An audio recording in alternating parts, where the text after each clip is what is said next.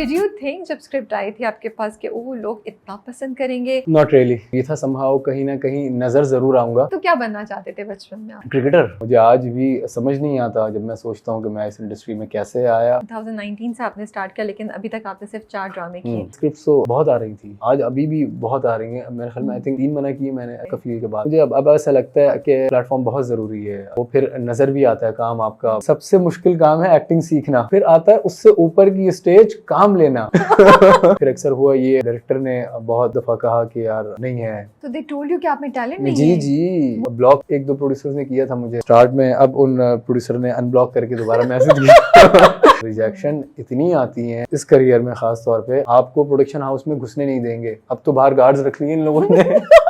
Guard आपको 15 minute खड़ा कर देगा बाहर। जिसको बुलाया उसको 15 मिनट खड़ा किया है, तो जिसको नहीं बुलाया वो। It is very very. और ये बात मैं कर रहा हूँ आफ्टर ट्रेनिंग। सनम से एक साथ पहला सीन कौन सा शूट किया आप लोगों ने? इवेंट का किया था, गाने वाला। ठीक है, वो हाँ। फर्स्ट डे था मेरा। फिर 2-4 जगहों पे उन्होंने मुझे Guide किया आपको? हाँ कि अच्छा। इसको ऐसा कर लें, अच्छा होगा। हाँ। मैंने कहा भाई यहाँ पे कौन से ऑडिशन होते हैं आप मुझे बताएं। मुझे 8 साल हो गए, 8 PM का एक ऑडिशन नहीं दिया मैंने। अब इंडिया में तो बड़ी बड़ी चीजों के, खूबसूरत में न्यूज में आया था कि फवाद खान ने ऑडिशन दिए थे खूबसूरत के लिए, और भी बहुत से लोग गए। उनमें से किसी एक ने बताया था, ये बताते नहीं है।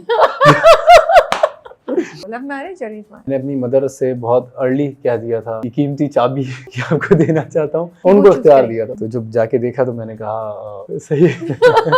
तो फिर जो है एक हमारा लव का सफर स्टार्ट हुआ। 2 बच्चे हैं आपके? 2 बेटे 2 माशाल्लाह। बेटे। बड़े वाला जो मेरा बेटा है वो एक टाइम पे बीमार हो गया था बहुत ज्यादा। He was in ICU for almost 50 days. को एक टाइम पे डॉक्टर्स ने भी हाथ उठा दिए थे, और मेरा पहला बेटा था वो, उसके लिए बड़ी खुशियां थी, बड़ी चीजें थी। ये जो 50 डेज का एलिमेंट आया ना, अब वो सारी जिंदगी के लिए बिगड़ने का एक स्टैंप उसके ऊपर लग गया कि वो कुछ भी करता है उसको मार्जिन दिया जाता है। तवक्कुल कैसा है, ऊपर नीचे जाता है? तेरी चाहत है, एक मेरी चाहत है, होगा वही जो मेरी चाहत है। तो जब होना ही वही है कि जो उसकी चाहत है, तो फिर इंसान वो ठीक है, अब जो चाहत है उसमें अगर कुछ चीजें गिफ्ट में मिल रही हैं तो इंसान उसको लेके थैंक यू करे कि चले इसी बहाने ये तो मिल गया एटलीस्ट। Hey guys, अस्सलाम वालेकुम, this is Rabia and you're watching me on Khusha magazine. आज जो मेरे मेहमान हैं हसन खान, बड़ी उम्मीदें हैं एज जामी इन कफ़ील कि ज़ेबा को वही बचाएंगे। 2019 में उन्होंने अपना सफ़र स्टार्ट किया था, बहुत ज़्यादा ड्रामे नहीं किए हुए हैं, सो ये मिस्ट्री है कि क्यों, क्या वजह है। आई ऑलवेज़ इमेजिन कि बड़े सॉफ्ट क्यूट से फूकी किस्म के वो रोल्स कर रहे होंगे, तो कुछ उनके बारे में जानेंगे, फ्यूचर में क्या प्लान्स हैं उनके, वो उस पर कुछ डिस्कशन करते हैं। End of course Jami and Zeba क्या करने वाले हैं जामी। सो मुलाकात करते हैं हसन से। अस्सलाम वालेकुम। वालेकुम सलाम, कैसी हैं आप? मैं ठीक ठाक, आप बताएं? बिल्कुल ठीक, अल्हम्दुलिल्लाह। बड़ी ना उम्मीदें हैं आपसे, प्रेशर फील हो रहा है आपको?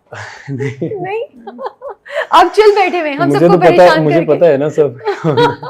ये भी सही है, आप प्रिटेंड कर लें कि हाँ मुझे प्रेशर फील हो रहा है। Okay, but did you think जब स्क्रिप्ट आई थी आपके पास कि वो लोग इतना पसंद करेंगे, and even though screen time इतना ज़्यादा नहीं है, this character will be loved so much? Not really. ये था कि आइडिया था थोड़ा सा कि प्लेटफॉर्म बहुत अच्छा है और लाइक टीम बहुत अच्छी है, प्रोडक्शन बहुत अच्छी है, तो ये था समहाउ कहीं ना कहीं नज़र ज़रूर आऊँगा। लेकिन ये कहाँ पता होता है एक्टर को कितना हिट होगा या नहीं होगा। ये ट्रू। तो क्या हुआ, किस दिन सुबह उठे तो पता चला कि यार मेरे बारे में तो हर जगह कॉन्वर्सेशंस हो रही हैं और मुझे इतना पसंद कर रहे हैं, जामी से इतना प्यार कर रहे हैं लोग? ये जब कमबैक हुआ मेरा जामी का। लेकिन हमें तो शुरू से पसंद थे आप भाई। हाँ, लेकिन तब नहीं आपको, जब आप गाना गा रहे थे झुमका आपने उनका पकड़ लिया, तब आपको नहीं पता चला था? नहीं, उस टाइम पे इतना ज्यादा नहीं था। अच्छा था, ठीक है, एक अच्छा सा काम आया, अच्छी चीजें हुई हैं। लेकिन जब कमबैक हुआ उसका और मैं आई थिंक सो गया था, सुबह मेरी शूट थी, सुबह मैं उठा तो इतनी रील्स, इतना लोगों ने पसंद किया उसको। यू वर लाइक ये क्या हो गया है भाई? क्या हो गया, बिल्कुल ऐसा ही है। ओके, तो हमें ऑनेस्टली नहीं पता होता एक्टर को। अगर हमें पता होगी ये चीज़ हिट होगी या ये चीज़ नहीं होगी, तो हम सारी ज़िंदगी वही करते रहें जो हिट होगी। लेकिन फिर अभी कैसा फील हो रहा है कि दिस वाज समथिंग जो आपने एक्सपेक्ट नहीं किया था, लेकिन माशाल्लाह से इतना अच्छा रिस्पॉन्स आ गया है, सो अब अनरियल सा लग रहा है या ओके हैं आप? नहीं, मैं आपको अगर सच बताऊं तो मुझे शुरू से आफ्टर ट्रेनिंग मुझे आइडिया तो था कि कभी ना कभी मौका मिलेगा। I like this. You're like, नहीं, मुझे पता था कि मैंने फेमस होना, it's only a matter of time. It's not about मैं आपसे famous मजाक कर होना रही हूँ, हसन आपको कि बताना। वो अच्छा प्लेटफॉर्म, हाँ। अब आपको पता है मौका तो अल्लाह देता है, अपॉर्चुनिटीज़ तो आती हैं, तो उसको अवेल करना ये एक थोड़ा मुश्किल काम होता है, लेकिन जब आप काम करके आते हैं उस दौरान आपको आइडिया हो जाता है कि कैसा हो रहा है। फिर मीसम भाई सिर्फ डायरेक्टर नहीं है, मेरे टीचर भी थे, नेपा में उन्होंने पढ़ाया 3 साल, तो वहाँ पे आइडिया हो गया था कि बुरा नहीं गया तो फिर ऐसा नहीं है कि बुरा गया हो, अच्छा ही गया होगा। या ट्रू, ये बात सही है। अच्छा, तो कराची में आपने स्कूलिंग कॉलेज की हुई है? जी जी, कहाँ से पढ़ा, क्या पढ़ा हुआ है? सेंट पॉल्स से स्कूलिंग हुई है ओह, मेरी ओके। जी। फिर मैं कॉलेज कैंप्स कॉलेज एक अच्छा। होता है बाथ आइलैंड में, ओके। तो उसके बाद फिर मैं इकरा यूनिवर्सिटी में गया था, तो वहाँ से फिर ये नेपा का पता लगा, नेशनल एकेडमी परफॉर्मिंग आर्ट्स, फिर यहाँ तो चला क्या गया। बीच में छोड़ दी थी आपने पढ़ाई जी जी इकरा जी, से? ये नहीं एमबीए मेरा कंप्लीट हो गया था। अच्छा, फिर उसके जी, बाद? उसके बाद भी फिर मैं नेपा की तरफ चला गया एमबीए कंप्लीट करके। फिर वो वहाँ दिन और रात हम थे और नेपा थी। क्या 2 साल 3 साल? 3 साल। 3 साल में? ओह, सो एमबीए के बाद भी आपने 3 साल 3 पढ़ा? साल लगा, बड़ी हिम्मत बिल्कुल। चाहिए होती है भाई, क्योंकि मुझे लगता है एमबीए तो करते करते वैसे इंसान थक जाता जाता है है ना? और वो ट्रेनिंग भी ऐसी थी, शुरू में बहुत ज़्यादा लाइटली ले रहे थे हम लोग के, ठीक है एक्टिंग स्कूल है, जब मर्जी होगा आप चले जाओगे, दिल चाहेगा नहीं जाओगे। तो वहाँ जाके पता लगा ये तो स्कूल कॉलेज यूनिवर्सिटी सबसे ज़्यादा स्ट्रिक्ट है, क्योंकि वहाँ पे हमारे ज़ियामुद्दीन साहब थे जो कि अटेंडेंस पे बहुत ज़्यादा नज़र रखते थे, क्योंकि ज़िया साहब का शुरू से ये था कि पंक्चुअलिटी और ये अटेंडेंस, ये अगर पूरी है, अगर बच्चा थोड़ा लैग भी कर रहा है समहाउ, तो वो क्रेडिट दे देते थे बाकी चीज़ों पे। आई थिंक वही छोटी छोटी चीज़ें, डिसिप्लिन, वक्त की पाबंदी, एथिक्स को फॉलो करना, वो आप सही कर लें तो बाकी चीज़ें भी हो ही जाती हैं, even if you are not the brightest और द मोस्ट ब्रिलियंट स्टूडेंट और इंसान, लेकिन हम वो चीज़ें भूलते जा रहे हैं, मुझे लगता है। नहीं ये तो सिर्फ एक्टिंग में नहीं, हर फील्ड में है। हर फील्ड में, एग्जैक्टली, जिंदगी में बिल्कुल। हम बड़ों को सुनते थे बिजनेस में इवन कि मेहनती लड़का है, ऑनेस्ट है, इंसान अच्छा है। अब तो इवन डायरेक्टर्स भी हमारे बोलते हैं कि यार अच्छा एक्टर, चलें 19-20 वो हम काम करवा लेंगे, इंसान अच्छा होना बहुत ज़रूरी है, क्योंकि वो फिर आपको तंग नहीं करेगा ना 10 चीज़ों में, वरना सेट पे आप खुद भी परेशान रहेंगे, आपके सेट पे नेगेटिविटी रहेगी, तो फिर क्या क्रिएटिव काम होगा, आप बताएं मुझे। सेंट पॉल्स का बताएं, आई एम वेरी क्यूरियस। अच्छा, कैसा था growing up there with the boys, और कितनी आप लोग, मतलब किस किस्म की शरारतें होती थी, एक्टिविटीज होती थी, क्या होती थी? मैं तो बहुत शरीर था। हाँ, लगते नहीं हैं आप वैसे। अच्छा, वैसे आप, हाँ चले आप बोले, फिर मैं नहीं मैं आपकी इस बात का भी जवाब दे देता हूँ। मैं बचपन से ही बहुत शरीर रहा हूँ, और पढ़ाई में भी, क्योंकि मैं क्रिकेट खेलता था। स्कूलिंग से ही हम लोग क्रिकेट में मैं लग गया था, अंडर-15 खेली, अंडर-17 खेली, तो मैं बहुत स्कूल बंक करके गया हूँ मैचेस खेलने। ना टीचर्स को पता होता था, नहीं ना अम्मा अब्बा को पता होता था, ना टीचर्स को, बस हमारे बड़े अच्छे वैन अंकल थे उनकी मेहरबानी होती थी। तो क्या देते थे आप उनको? कुछ देते नहीं थे, कभी कभार कुछ अंकल पान खाते थे। तो आप एक बनवा के अंकल के लिए पान ले जाता था मैं जी। फिर कभी चाय पिला दी अंकल को, और अंकल को खुद भी क्रिकेट बहुत पसंद थी। तो मैं शुरू से ही एक्टर तो था, मैं अंकल को बोलता था अंकल आगे जाके मैं क्रिकेट खेलूंगा, पाकिस्तानी टीम में आऊंगा, तो फिर आप देखेंगे, आप बोलेंगे वही लड़का आपने इतना अच्छा उनको दिया ना, उन्होंने भी सोचा होगा यार ये बड़ा बन गया तो ये मुझे याद रखेगा, मैं लेके जाता था। उन्हें क्या पता आप नापा चले जाएंगे, एक्टिंग में आ जाएंगे। जी। फिर भी अब कभी मिले वो अंकल? नहीं, कभी मैसेज किया उन्होंने? नहीं उनसे कहीं भी राब्ता नहीं हो पाया। Maybe he'll see you now and hear this इंशाल्लाह अगर वो हयात हुए। हाँ, वो उस टाइम भी उनकी एज ज्यादा थी थोड़ी। ओके चले। लेकिन ये बताएं, सेंट पॉल्स का जब भी मैं सोचती हूँ तो मुझे लगता है बड़ी रफ एंड टफ लाइफ होगी। क्या बुलिंग होती थी, रैगिंग होती थी, या बहुत लड़के आपस में, एक ब्रो कोड बहुत स्ट्रॉन्ग था, किस किस्म का? और how did it impact you as a person, as growing up? Saint Paul's जाने से आपकी पर्सनालिटी में आपको क्या लगता है चेंजेस आए? देखिए, एक तो जो मेन चीज़ मुझे ऐसी लगती है वो ये था, क्योंकि वहाँ पे मेजॉरिटी जो थी वो क्रिश्चियंस की होती थी वहाँ पे, तो डिफरेंट रिलीजन के बच्चे होते थे वहाँ पे। तो एक अच्छी चीज़ ये थी, मैं इस चीज़ में नहीं फंसा कि किसी और रिलीजन के साथ बैठ के खाने में मुझे प्रॉब्लम हो, इवन काम करने में। तो शुरू से ही मैं ऐसा एडजस्ट हुआ उन लोगों के साथ, तो अब मुझे बहुत फ़ायदा होता है कि मैं इन सब चीज़ों में नहीं पड़ता कि यार क्या मज़हब है किसी का, क्या क्या है। और फिर उसके अलावा वहाँ ऐसा नहीं था कि ये बहुत अच्छी अंडरस्टैंडिंग थी सब बच्चों में, टीचर्स में, और स्पोर्ट्स में एक बहुत ज़्यादा उन्होंने एक करके रखा हुआ था बच्चों को, जिनकी बहुत अच्छी, क्योंकि स्कूल आपने देखा होगा बहुत बड़ा स्कूल था, स्पोर्ट्स में बहुत एक्टिव थे हम लोग, क्रिकेट में हम लोग बहुत टूर्नामेंट जीतते थे। सी मुझे इतना पता नहीं है बट मैंने नाम सुने हुए, जैसे सेंट पॉल्स है, सेंट जोसेफ्स है, मामा पारसी, लाइक आई फील ये कराची के इंस्टीट्यूशंस हैं, राइट? इन्होंने कराची की आवाम को, कराची के लोगों को, कराची के बच्चों को बनाया है। और आपने इतनी अच्छी बात बोली है कि स्टडिंग इन सेंट पॉल्स या कॉन्वेंट स्कूल जो होते हैं उसमें आपको एक्सेप्टेंस और टॉलरेंस आपकी बढ़ती है। इसीलिए मे बी बिकॉज कराची का एक बड़ा हिस्सा ऐसे स्कूल्स में जाता है। Karachi is a very accepting city. Exactly. हम लोग वैसे भी मेट्रोपॉलिटन सिटी है और हमारे यहाँ बहुत मिक्स किस्म के कल्चर्स, एथनिसिटीज़ हैं, लेकिन ये भी एक मुझे लगता है चीज़ थी कि जो लोग वहाँ से पढ़े उनमें जजमेंट शायद कम होती है, वो एक दूसरे को एक्सेप्ट ज़्यादा करते हैं। बिल्कुल बिल्कुल। तो इसलिए I always mention these places because मुझे लगता है कि अपने पास्ट को और अपने इंस्टीट्यूशंस को ज़रूर मेंशन करते रहना चाहिए जो लोग सुन रहे हैं, यू नो। देखिए स्कूलिंग नो डाउट बहुत ज़रूरी है, क्योंकि स्कूल में मुझे ऐसा लगता है अर्ली स्टेज पे बेस बनती है बच्चे की। अब जैसे मैंने अपने बेटे को एक स्कूल में करवाया है तो उनका भी यही है कि बस बच्चों को अभी फ़िलहाल आप खिलाएं जितना खिला सकते हैं। अभी से ही अगर आप बर्डन डाल देंगे तो मेरा बेटा है वो उसको ऑलमोस्ट 6 मंथ्स हो गए स्कूल जाते हुए, उसने एक दिन नहीं कहा कि आज स्कूल नहीं जाना। उसको मजा आता है जी, बहुत प्लेफुल सी उन्होंने वहाँ पे एक्टिविटीज़ रखी हुई हैं और कोई बर्डन नहीं है।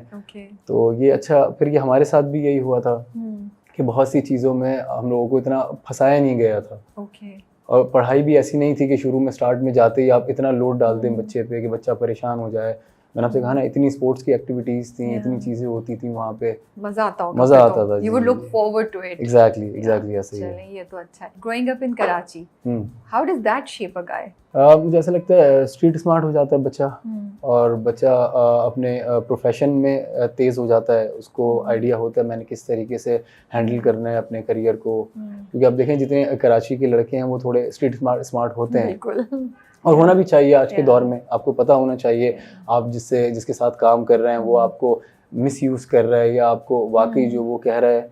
तो हमारी इंडस्ट्री में तो फिर भी है ना थोड़ा सा ऐसा कि आपको पता नहीं लगता। क्या मुझे लगता है हर जगह है, इनफैक्ट हर जगह ऐसे ही है। So I feel studying in Karachi या स्टेइंग इन कराची आपको सर्वाइवल सिखाता है। आप कहीं भी चले जाएं ना, आप सर्वाइव कर जाएंगे किसी भी जगह चले जाएं। That's the beauty of Karachi. अच्छा, तो मुझे ये बताएं, इतनी भोली सी सूरत है आपकी, तो ये लोगों को आप बड़ा चकमा देके जाते होंगे, मुझे लगता है लोग कहते हैं इसने कहाँ शरारत की है। आप पीछे हो जाते होंगे, 2 लोग और आगे, 2 लोगों को और पकड़ लेते होंगे, ये ही होंगे इन्वॉल्व। नहीं, मैं अल्हम्दुलिल्लाह कभी पीछे नहीं हटा। आपने कहा मैंने मुझे शरारत करके भी हमेशा सबसे आगे सर मैं ही था जो था, क्या करना है बता दे।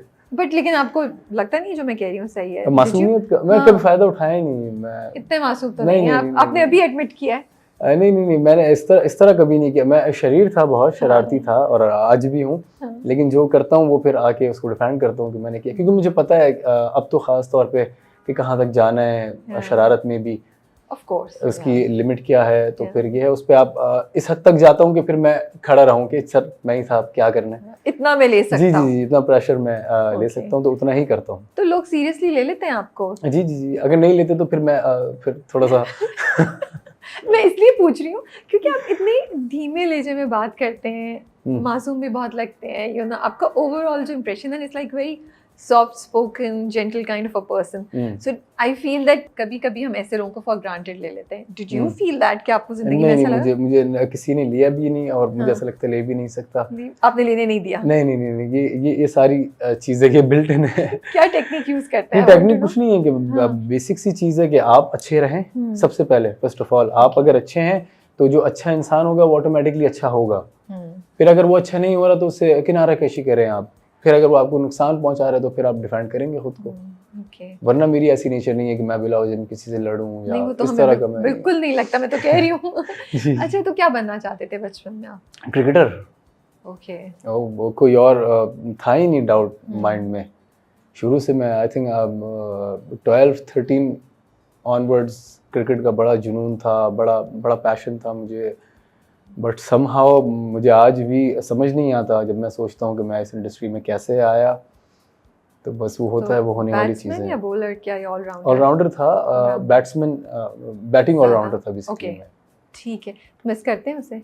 जी अब करता हूँ, लेकिन अब बहुत ज़्यादा नहीं। अब तो इतना बीच में दिल उठ गया था क्रिकेट से। मैं यही पूछने वाली थी कि हम्म। अभी हालात क्या हैं दिल के? Are you still a Pakistani cricket fan या नहीं नहीं नहीं, नॉट रियली। अब तो ना खेलने का इतना शौक है, ना इतना ज़्यादा देखने का? देखने का भी इतना शौक नहीं है अब। और फिर अब वो काम भी ऐसे आ गए, फिर Yeah. एक वो रिस्पॉन्सिबिलिटीज़ भी आ गई। घर में बच्चे हो गए माशाल्लाह 2। अब उनका हाँ। खेलने का टाइम है। Of course. So you were in the gym and Fahad Mustafa ने आपको देखा, उन्होंने कहा यार हीरो लगते हो तुम, तुम्हें एक्टिंग की तरफ आना चाहिए। उस वक्त क्रिकेट छोड़ चुके थे आप या नहीं उस नहीं वक्त नहीं, क्रिकेट मैंने आपके उस पे थी एजेंडा पे? नहीं नहीं, क्रिकेट उस टाइम मेरे पीक पे थी और मैंने फहद भाई की बात मानता ही नहीं था। हाँ। फिर फहद भाई ने मुझे तो, मैं तो बहुत छोटा था, उन्हें आइडिया था कि इसको समझ नहीं आएगा, तो हमारे ट्रेनर थे टीटू भाई, एक फेमस ट्रेनर है, वो सब इनको करवाते हैं एक्टर्स को, क्रिकेटर को। तो उनको उन्होंने बहुत इंसिस्ट किया। अच्छा क्रिकेट में भी ये था, मुझे बहुत से लोग हीरो हीरो ओ हीरो इधर हो जाओ। अच्छा फिर वो एक नेचुरल सी चीज़ थी कि मैं धूप से बचता था। ओके। फील्डिंग में लोगों की बातें ऐसे करते फील्डिंग में जहाँ शैडो नजर आता था मैं वहाँ चला जाता था, तो ओ भाई हीरो तुम्हें कहा है, इधर हो इस तरीके से। फिर मैं, मेरी अम्मी बहुत कॉन्शियस थी, वो सनस्क्रीन मुझे बहुत अच्छी सी दिलाती थी कि ये मस्ट है लगाना। तो फिर वो उनको जब फहद भाई ने कहा तो फिर आपकी हमारे, अम्मी को कहा? नहीं अच्छा, ट्रेनर को हाँ। सबसे पहले तो ट्रेनर को कहा। फिर ट्रेनर ने मुझे कहना स्टार्ट किया आहिस्ता आहिस्ता, मैंने उनको बहुत लाइटली लिया, समझा नहीं। फिर हमारे ट्रेनर जो थे उनकी सिस्टर भी पीटीवी में आज भी हैं, प्रोड्यूसर हैं वो। तो वो ज़बरदस्ती उन्होंने अपनी सिस्टर के पास मुझे भेजा, उन्होंने गाइड किया थोड़ा बहुत। फिर फहद भाई ने मेरे फादर से भी कहा कि ये वेस्ट हो जाएगा, अभी भी अक्सर वो कहते हैं। लेकिन आपका कोई उस वक्त तो कोई इंटरेस्ट कोई नहीं बन रहा था? नहीं, मुझे, आप क्रिकेट ही खेल रहे थे? मुझे मैं ड्रामे नहीं देखे मैंने कभी। आई थिंक मैं 17 का होऊंगा, मैंने कोई ड्रामा नहीं देखा होगा। एक्टिंग से, फिल्म वगैरह मूवीज वगैरह देखी होंगी, ड्रामे से कोई ताल्लुक ही नहीं था। So what I want to know is कि क्रिकेट का स्कोप पूरा खत्म हो गया था, फिर आपने सोचा ड्रामे की तरफ जाने का, और you left cricket on purpose for नहीं नहीं नहीं, मैं एक्टिंग भी साथ साथ कर रहा था। एक्टिंग से मुराद मॉडलिंग थोड़ी बहुत, जिसे आप कहेंगे। मैं सिट्रस टैलेंट चला गया था, तो वहाँ पे कमर्शियल्स करना मैंने स्टार्ट कर दिए थे कुछ। लेकिन क्रिकेट साथ चल रही थी। फिर एड में मुझे थोड़ा सा रियलाइज हुआ कि बहुत टफ हो गई क्रिकेट, अब यहाँ खेलना बहुत मुश्किल है। स्कोप बन रहा था या नहीं बन रहा था, यानी मुझे ऐसा लगता था, सब कहते थे टैलेंट तो है, लेकिन वो फिर आपको प्लेटफॉर्म भी चाहिए होता है। फिर आपको पता है थोड़ी सी क्रिकेट में भी, थोड़ी नहीं इनफैक्ट बहुत ज़्यादा पॉलिटिक्स इन्वॉल्व हो जाती है, तो वहाँ बहुत मुश्किल हो जाता है सर्वाइव करना। तो उधर से फिर छोड़ के जी, वहाँ थोड़ी सी मायूसी हुई एक दो जगहों पे कि यार क्यों बिठाते थे, समझ नहीं आता था, क्यों नहीं खिलाते, या कोई नया लड़का आता है वो आते ही मैच खेल जाता है, हम बैठे रहते हैं। तो ये देख के थोड़ी सी मायूसी हुई। फिर मैंने कहा चलो ये नहीं तो ये ट्राई करके देखते हैं। फिर एक्टिंग स्कूल के बारे में सर्च किया तो गूगल पे नैपा आया, वहाँ गया, तो फिर वहाँ से आज तक समझ नहीं आया कि किस तरह गया, क्या हुआ। बस मैं, वो कहते हैं ना, गो विद द फ्लो, उसके साथ, फ्लो के साथ मैं चलता रहा, फ्लो उठा के यहाँ ले आया आपके पास। पहला ड्रामा कैसे मिला आपको? पहला ड्रामा फहद भाई नहीं दिया। तो आप खुद गए, उन्होंने बुलाया? नहीं, मैं जा रहा था ट्रेनिंग के दौरान, मैं ट्रेनिंग जब कर रहा था, फिर फहद भाई को जी मिल के आया था उनसे कि मैं नैपा में ट्रेनिंग कर रहा हूँ, ये कर रहा हूँ। क्योंकि मैं यही सोची थी, सॉरी मैं आपको काट रही हूँ, मैंने कहा आपने यही होना चाहिए कि आप ही ने मुझे बुलाया था इस फील्ड में, आप ही मुझे चांस दें, मैं तो नहीं आ रहा था। अच्छा, ये मैंने ऑनेस्टली आपको बताऊं, आज तक उनसे नहीं कहा। नहीं, ऑफ कोर्स नहीं होगा, मैं मजाक में कह रही हूं कि मेरे ज़हन में ये चल रहा था। उनसे रिलेशन मेरा बहुत अच्छा, नेबर भी है हमारे और बड़े भाइयों की तरह है। तो मैं चाहूँ तो बोल सकता हूँ कि मैं तो घर की बेल बजा के रात में 2 बजे, और भी मैं बातचीत कर लेता हूँ उनसे, रात में 2 बजे 3 बजे कोई मसला होता है मैं उनसे बात कर लेता हूँ। लेकिन इस तरह की बातें, इसकी ज़रूरत भी नहीं पड़ी, क्योंकि मैं आपको बताऊँ, मैं इस चीज़ पे बिलीव करता हूँ कि अगर किसी में गट्स होते हैं, पोटेंशियल होता है, तो आप खुद मुझे बुलाएंगे, मैं आपकी ज़रूरत होऊंगा उस टाइम पे। तो उस टाइम पे ज़्यादा अच्छा मैं अपनी 4 बातें मैं अपनी भी रख सकता हूँ कि ये हो, इस तरह का चाह रहा हूँ, इस तरह का चाह रहा हूँ। अगर मैं आपके पीछे पड़ा रहूँगा तो फिर जो आप देंगे मुझे करना पड़ेगा उसमें। तो self respect is very important. Self respect, और फिर इतना काम भी आता हो, तो मैंने काम में बहुत टाइम, एक उम्र गुजारी मैंने काम सीखने में। कि आप जैसे अभी बात कर रहे थे, मैंने 4 ड्रामे किए सपोज, तो इस दौरान मैं अपने आप पे बहुत काम कर रहा था, अपनी पर्सनालिटी पे और अपनी एक्टिंग पे, अपने क्राफ्ट पे बहुत काम कर रहा था कि एक्टिंग में ऐसा ना हो। क्योंकि मुझे ऐसा लगता है अल्लाह प्लेटफॉर्म सबको देता है, मौका देता है अल्लाह सबको, तो वो इंसान पे होता है कि उसको कितना उस मौके को यूटिलाइज कर पाता है। क्योंकि मैं सोच यही रही थी और यही मेरा सवाल था कि 2019 से आपने स्टार्ट किया लेकिन अभी तक आपने सिर्फ 4 ड्रामे किए। इज़ इट बिकॉज के स्क्रिप्ट्स ही नहीं आ रहे थे, एक स्ट्रगल चल रही थी, या ये कि नहीं आप मना कर रहे थे स्क्रिप्ट्स को? नहीं, स्क्रिप्ट्स तो बहुत आ रही थी। ओके। आज अभी भी बहुत आ रही हैं। अब मेरे ख्याल में आई थिंक 3 मना किए मैंने चारबाज के बाद, उसके बाद कफील के बाद। तो बस मुझे अब ऐसा लगता है कि प्लेटफॉर्म बहुत ज़रूरी है। अच्छा प्लेटफॉर्म हो तो वो फिर नज़र भी आता है काम आपका। अगर आपके 25 सीन हो, 30 सीन्स हो, डजंट मैटर। क्या 2-3 चीज़ें आप बताएंगे जो नए एक्टर्स सुन रहे हैं, जो लड़के लड़कियां सुन रहे हैं आपको, जो आपने की अपने ऊपर काम करने के लिए, जो आप उनको एडवाइस करेंगे? अब देखिए, सबसे पहले तो मैं यही कहूँगा कि तैयारी करें। लोग what do you mean by तैयारी? क्या तैयारी अपने ऊपर काम करें, अपनी क्राफ्ट पे काम करें, अपनी स्किल्स पे काम करें। क्योंकि बहुत से लोग हमें भी मिलते हैं, वो कहते हैं कि आज भी उनको ऑब्जेक्शन होता है कि ट्रेनिंग का क्या काम है एक्टिंग में। ऐसा नहीं है। जिस तरह एक स्पोर्ट्समैन, एक क्रिकेटर को डेली नेट प्रैक्टिस चाहिए, अपनी फिटनेस पे काम चाहिए, सिंगर को अपने आवाज़ पे डेली रियाज़ करना होता है, वैसी एक्टर को ही ट्रेनिंग की बहुत ज़्यादा ज़रूरत होती है। और अच्छी बात यह है कि जिसमें जितना ज़्यादा पोटेंशियल होता है तो ट्रेनिंग उसको उतना ही पॉलिश करेगी।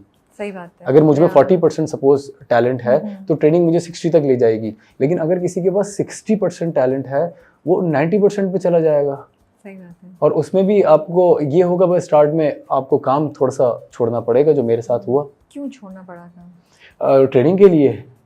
मुझे याद है जब बिलाल हमारा बैचमेट था, बिलाल अब्बास, मेरा बड़ा अच्छा दोस्त है, बड़ा अच्छा इंसान है वो। तो वो छोड़ गया था नेपा। तो मुझे जिन्होंने बुलाया था, मुझे और बिलाल को, उन्होंने कहा था कि आप छोड़ के यहाँ आए, हम टीवी पे काम करते हैं। मुझे एतराज़ था क्योंकि मुझे कभी मैं आपको बताऊं, मुझे नहीं अट्रैक्ट किया स्टारडम बहुत ज़्यादा, या बहुत ज़्यादा शोहरत हो, बहुत ज़्यादा पैसा हो।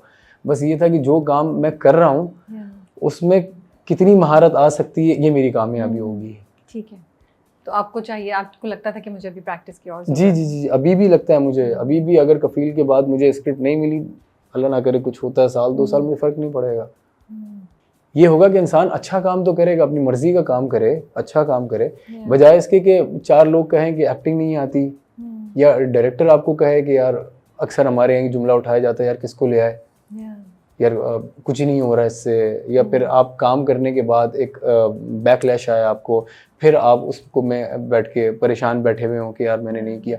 इससे बेहतर खुद पे काम करें आप वेट करें, सब्र करें, क्योंकि जो आपको मिलना है वो तो उसने देना है आपको। सही बात है। जितनी इज्जत आपको मिलनी है, जितना पैसा आपके पास आना है, वो आना है, वो तो आपके नसीब में है। ठीक है, तो एक हो गई, आप कह रहे हैं तैयारी करें, तैयारी करें, और दूसरा वेट करें अपने टाइम के लिए। टाइम आपका आएगा, कोशिश करते हैं, लेकिन पेशेंस देखें, इंसान के हाथ में सिर्फ कोशिश है। कामयाबी और बाकी सारी चीज़ें वो तो अल्लाह के हाथ में है, लेकिन वो कोशिश किस हद तक करता है इंसान। ये जो एक्टर्स हैं आजकल के, ये मैं देखता हूँ बहुत ज़्यादा जल्दी इनफैक्ट परसों मुझे एक लड़का मिला, काम नहीं है। सब्र आपसे नहीं हो रहा तो फिर आप कैसे करेंगे? आपको पेशेंस तो रखना पड़ेगा। अब ये आपके ऊपर है, आप उसको कैसे मैनेज करते हैं। अगर सपोज फाइनेंशियली आप स्ट्रांग नहीं है, मैं अल्हम्दुलिल्लाह मैं यहाँ पे बिल्कुल सही बात करूँगा, फाइनेंशियली मुझे प्रॉब्लम नहीं थी। लेकिन जिसको है तो वो उसका अल्टरनेट देखें आप। मैं आपको एक ऐसी बात बताता हूँ, नाम नहीं लेता उन एक्टर्स के, जो हमारे बहुत सीनियर हैं और बहुत बड़े एक्टर हैं, ट्रेंड एक्टर हैं। इवन उन्होंने, अब छोड़े, ज़्यादा हो जाएगी ये, तो वो बहुत बड़े एक्टर हैं। वो साथ में वो बाइकिया चलाते हैं आज भी, और वो डिलीवरी कर रहे हैं, वो पिज़्ज़ा वगैरह की, पिज़्ज़ा हट पे। तो आप इस तरह मैनेज करें, लेकिन साथ साथ वो एक्टिंग भी कर रहे हैं, बिल्कुल, बिकॉज़ उनका शौक है। बिल्कुल इतना इजी नहीं है। अगर इतना आसान होता लेना, और आपके इख्तियार में नहीं है बॉस। आप देखें, मेरे इख्तियार में अगर होता कि मैं कोई बड़ा हिट मार दूं, तो मैं पहले 9 साल 8 साल मैं वेट नहीं करता। तो मौका बस ये है कि मौका अल्लाह देगा, वो लगे रहो, लगना मेन चीज़ है। और फिर ये है कि आपको अपनी डायरेक्शन पता होना बहुत ज़रूरी है। Okay, what do you mean by that? देखें, हमारे यहाँ ना इस फील्ड में एक टर्म है, आपने सुनी होगी, स्टैंप लग जाता है, छाप लग जाती है। सही बात है। तो वो छाप होती है, नेगेटिव की भी होती है। वो स्टैम्प होता है सोप्स का, जो 7 PM या 9 PM है, उसका एक्टर, उसका वहीं का एक्टर रह जाता है वो।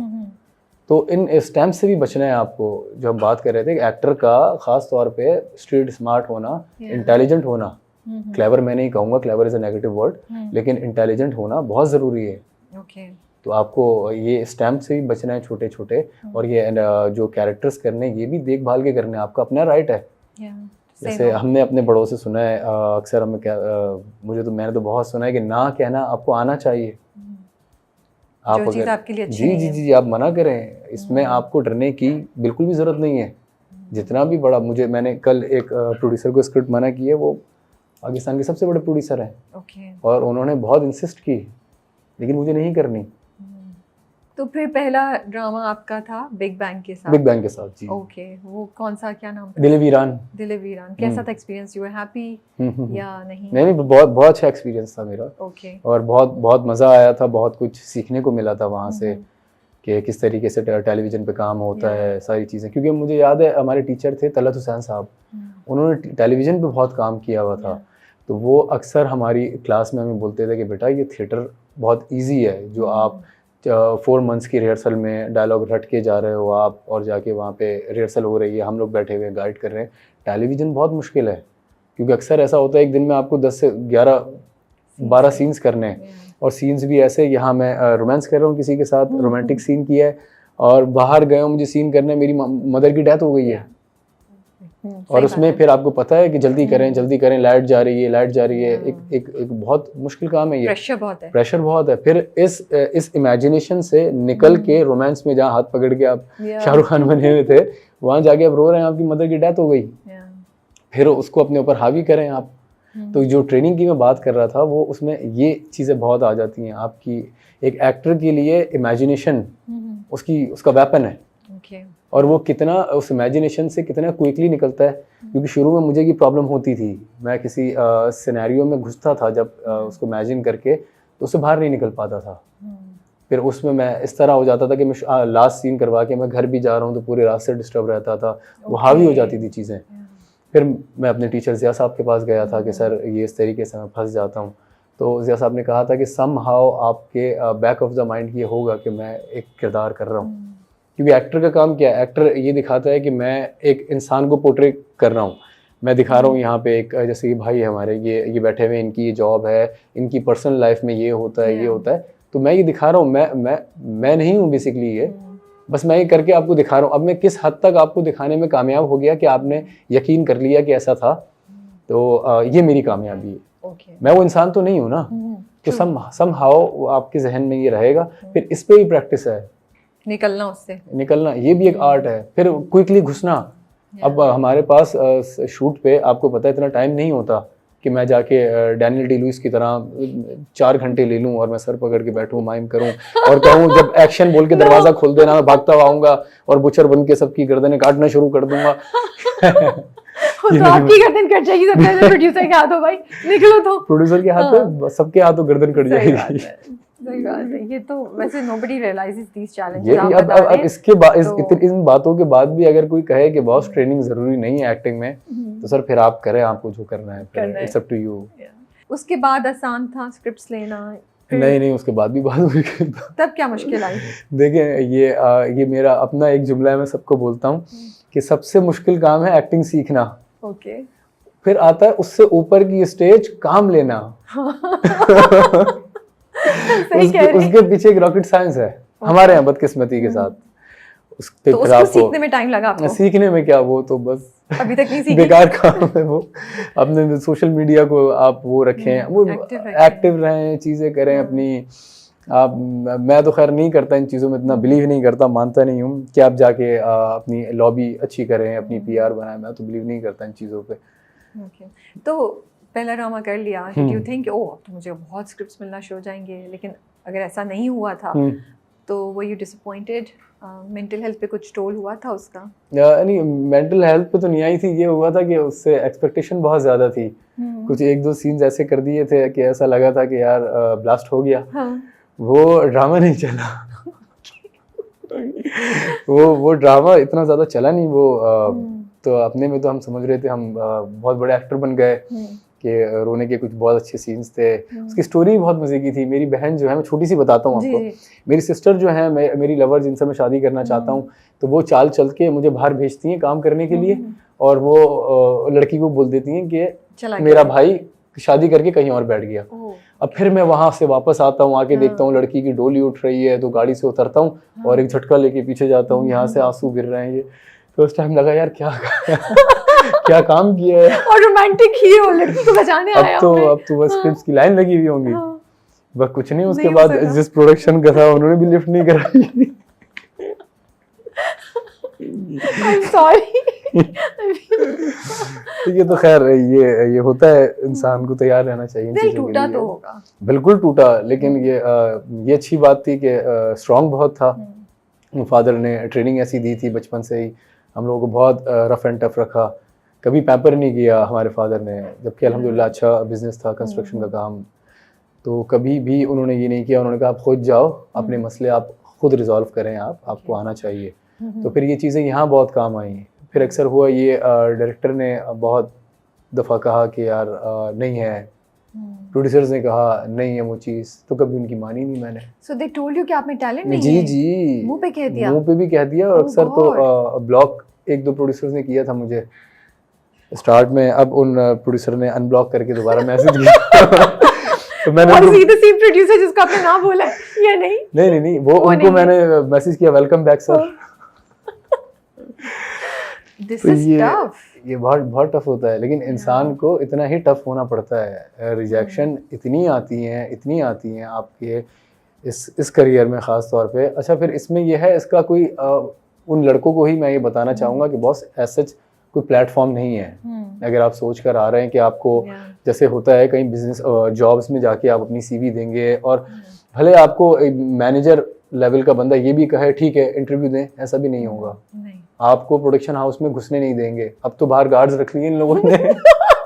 आज हसन सारी बातें निकाल रहे हैं कि गार्ड रखी। नहीं मैं आपको सही बता रहा हूँ, अब तो आप जाएं एक प्रोडक्शन हाउस में, वो वहाँ पे गार्ड आपको 15 मिनट खड़ा कर देगा बाहर। आपको बुलाया मिलने के लिए अंदर, वो बाहर 15 मिनट आपको जी ये वो। Oh God। तो जब जिसको बुलाया उसको 15 मिनट खड़ा किया है, तो जिसको नहीं बुलाया वो उसके साथ क्या कर रहे होंगे? वो सारी जिंदगी वो बेचारा अंदर नहीं घुस पाएगा। It is very very. और ये बात मैं कर रहा हूँ आफ्टर ट्रेनिंग, हाँ। कि कोई नहीं बोल सकता कि इसको काम नहीं आता, उसके बाद ये है। लेकिन फिर एट दी एंड वही बात करूँगा कि इन लोगों के होते हुए जो सो कॉल्ड ऐसे लोग होते हैं हर फील्ड में जो अपने आप को समझते हैं बहुत बड़ा, फिर ऊपर एक बड़ा भी बैठा हुआ है, फिर वो बोलता है हाँ जी मैं अपनी दिखाऊं फिर स्ट्रेंथ। तो वो ऊपर से मौका देता है। कहते हैं ना, हमारे एक बड़े अच्छे अंकल हैं, वो कहते हैं इंसान जहाँ भी है, जिस जगह पे है, वो अपनी काबिलियत पर है। कोई भी नहीं कह सकता कि मैं जो कहता है वो कहीं ना कहीं लैक कर रहा है। अगर सपोज मैं कहूँ कि मैं आज वहाँ होना चाहिए था मुझे, मैं नहीं हूँ, तो ऐसा नहीं है। मुझ में कुछ खामियाँ होंगी, मुझे उन खामियों पे काम करके वहाँ चले जाने बहुत ईजी है। इट्स नॉट दैट डिफ़िकल्ट कि यार आपको नहीं होगा, बस ये टाइम लगेगा। आपने इंटेलिजेंटली स्मार्टली, फिर मैंने जो बात कही थी, वो रास्ता जो डेस्टिनेशन है आपकी, वो बहुत इंपॉर्टेंट है, वो क्लियर होना चाहिए। और ये पाथ है आपका, यहाँ से होके जाना है। यहाँ पे अब आपको अंडे पड़ते हैं, टमाटर पड़ते हैं, उसके लिए तैयार है वो ढीठ एक एक्टर को होना पड़ता है, बहुत ज़रूरी है। लेकिन आप कैसे डील कर रहे थे? मुझे तो नहीं लगता आसान होगा जब इस तरह की बातें सुन रही हैं, सिचुएशन फेस करें। व्हाट वुड यू डू कि आप वापस अपनी स्ट्रेंथ, अपना जो फोकस है वापस लेकर आते थे कि नहीं मैं तो करता रहूंगा भाई, कुछ भी करो, I am not gonna leave this place. मैंने आपको बताया ना, मैं ढीठ बहुत था। मैं आपको एक मजे की बात बताऊँ, नाम नहीं लेता। एक प्रोड्यूसर के पास में गया, तो वो प्रोड्यूसर ने फर्स्ट टाइम मुझे बहुत अप्रिशिएट किया। यार तुम्हें पता है तुम बहुत गुड लुकिंग हो। मैंने कहा अच्छा ठीक है कोई बात नहीं। तो फिर मैं आफ्टर 2 वीक्स उनके बाद दोबारा मिलने चला गया। उन्होंने कहा हाँ कुछ होता है तो बताते हैं। फिर मैं इत्तेफाक से कोई 1 मंथ बाद वहाँ से गुजरा था, मैंने कहा मिल लेता हूँ, सर ने तारीफ की थी। तो मैं गया, वो ख़राब मूड में बैठे हुए थे। तो एक आपा ने, जो बहुत सीनियर मशहूर हमारी जो अक्सर एक आपा है, उन्होंने उनको झाड़ दिया था। अब उन्होंने अपना वो सब मुझ पे निकाल दिया और अब मुझे कहा कि क्या फ़ायदा, अभी नीचे मना कर देता गार्ड को ऊपर नहीं आने दो। तो मैं उनको देख रहा था, मैंने कहा सर 1 महीने पहले आप कह रहे थे, आपके वर्ड थे, तुम्हें पता है तुम कितने गुड लुकिंग हो। मैंने कहा सर मुझे नहीं पता। कहते मुझे पता है। भूल क्यों गए आप? तो अब आपने उनको जो है वो सही उनकी की उन्होंने मेरी ठीक ठाक कर दी। तो ये मैं बहुत ऐसे टाइम से गुजरा हूं। इनफैक्ट अभी मुझे 4-5 प्रोड्यूसर्स ने ब्लॉक किया हुआ है। नहीं इंशाल्लाह अब खुल देंगे यार, ये this is not on, this so ये बस एक बदकिस्मती है ये, ऐसा होना नहीं चाहिए। अच्छा इस चीज में मैं आपको एक बात बताऊं, कर दें, ऐसे तो मैं नहीं बोलना चाहिए। ऐसे ही तारीफ नहीं कर रहा, मुझे ऐसा आज मैं सोच के आया था कि फात भाई की बात नहीं करूंगा मैं, क्योंकि हर शो में फात भाई तो पता नहीं कहाँ लोग ले लेंगे। मैं आपको बताऊं, मैंने इतना तंग किया उस इंसान को, मैंने इतना तंग किया कैसे तंग किया है? यही कि ये कर रहा हूँ अब क्या करूँ, वो इतना बड़ा स्टार है, उसके पास टाइम नहीं है, और मैं रात में 3 बजे भी उनको कॉल कर देता हूँ, उनके घर नहीं पहुंच जाते थे। नहीं, बैक ऑफ द माइंड मेरे समहाउ ये था कि यार उस टाइम पे उन्होंने रिस्पॉन्स, उन्होंने कभी ऐसा नहीं हुआ कि मुझे रूडली बात की हो या मुझे ब्लॉक किया हो। इवन एक बार मैंने उनसे कहा भी था, भाई ये 4 लोगों ने ब्लॉक, पहले जब स्ट्रगलिंग डेज में अपने, ये 4 लोगों ने ब्लॉक किया है, बड़ी बात है आपने नहीं किया। What did he say? तो वो यही कह रहे थे, नहीं उनका बहुत एक अजीब सा रिएक्शन है कि ब्लॉक क्यों, बिकॉज हम सब परेशान हैं, आप कह रहे हैं क्यों ब्लॉक करेंगे? हाँ, भाई हाँ, आप किसी को मना कर रहे हैं, आप डिप्लोमेसी से मना कर रहे हैं, दिस इज रियली रूड। बिल्कुल ऐसे ही है। अच्छा ये फिर हमारी ट्रेनिंग में भी थोड़ा सा था, अगर आपने देखा हो तो, जैसे NSD है इंडिया में, नेशनल स्कूल ऑफ ड्रामा, जिसके नवाजुद्दीन, इरफान खान ये लोग ग्रेजुएट हैं, तो वहाँ हमारी ट्रेनिंग में ये चीज़ आती है कि ऑडिशन के लिए आप तैयारी करो, मोनोलॉग बनाओ। अब हमने 3 साल कह लें मोनोलॉग पे तैयारी की, अब उस मोनोलॉग को सुनाना है आपको और आप सुन नहीं रही, तो मैं क्या करूँगा? अब मुझे एक बात होता है, मैंने 3 साल लगाए एक मोनोलॉग तैयार करने में किया, और ये ट्रेनिंग में होता था कि ऑडिशन के लिए, अच्छा वो ट्रेनिंग थी बेसिकली इंडिया की। ये और जैसे जिया साहब जो थे वो यूके के एक्टिंग स्कूल में बहुत बड़े उसमें पढ़ के आए थे, ये वहाँ की ट्रेनिंग है जहाँ पे ऑडिशंस होते हैं। या यहाँ पे कौन से ऑडिशन होते हैं आप मुझे बताएं? मुझे 8 साल हो गए, 8 PM का एक ऑडिशन नहीं दिया मैंने, इवन 7 PM पे भी कोई ऑडिशन नहीं हुए, बस जाके वो एक डायरेक्टर अपना दिखाते हैं, जब प्रोड्यूसर ने कास्ट किया फिर डायरेक्टर को होता है अच्छा देख लो मैं भी जरा थोड़ा सा रखूँ ना, वरना ऐसे नहीं शूट पे ये मुझे डायरेक्टर ही ना समझे। तो वो बस वो बेचारे वो अपना स्क्रीन टेस्ट करते हैं। वो 8 PM के तो ऑडिशन नहीं है। अब इंडिया में तो बड़ी बड़ी चीजों के, आमिर खान तारे जमीन पर लीड बच्चे के ऑडिशन ले रहे हैं, आप देखें। या हमारे यहाँ से जो गए खूबसूरत में, ये तो न्यूज़ में आया था कि फवाद खान ने ऑडिशन दिए थे खूबसूरत के लिए, और भी बहुत से लोग गए, मुझे वही उनमें से किसी एक ने बताया था, ये बताते नहीं है।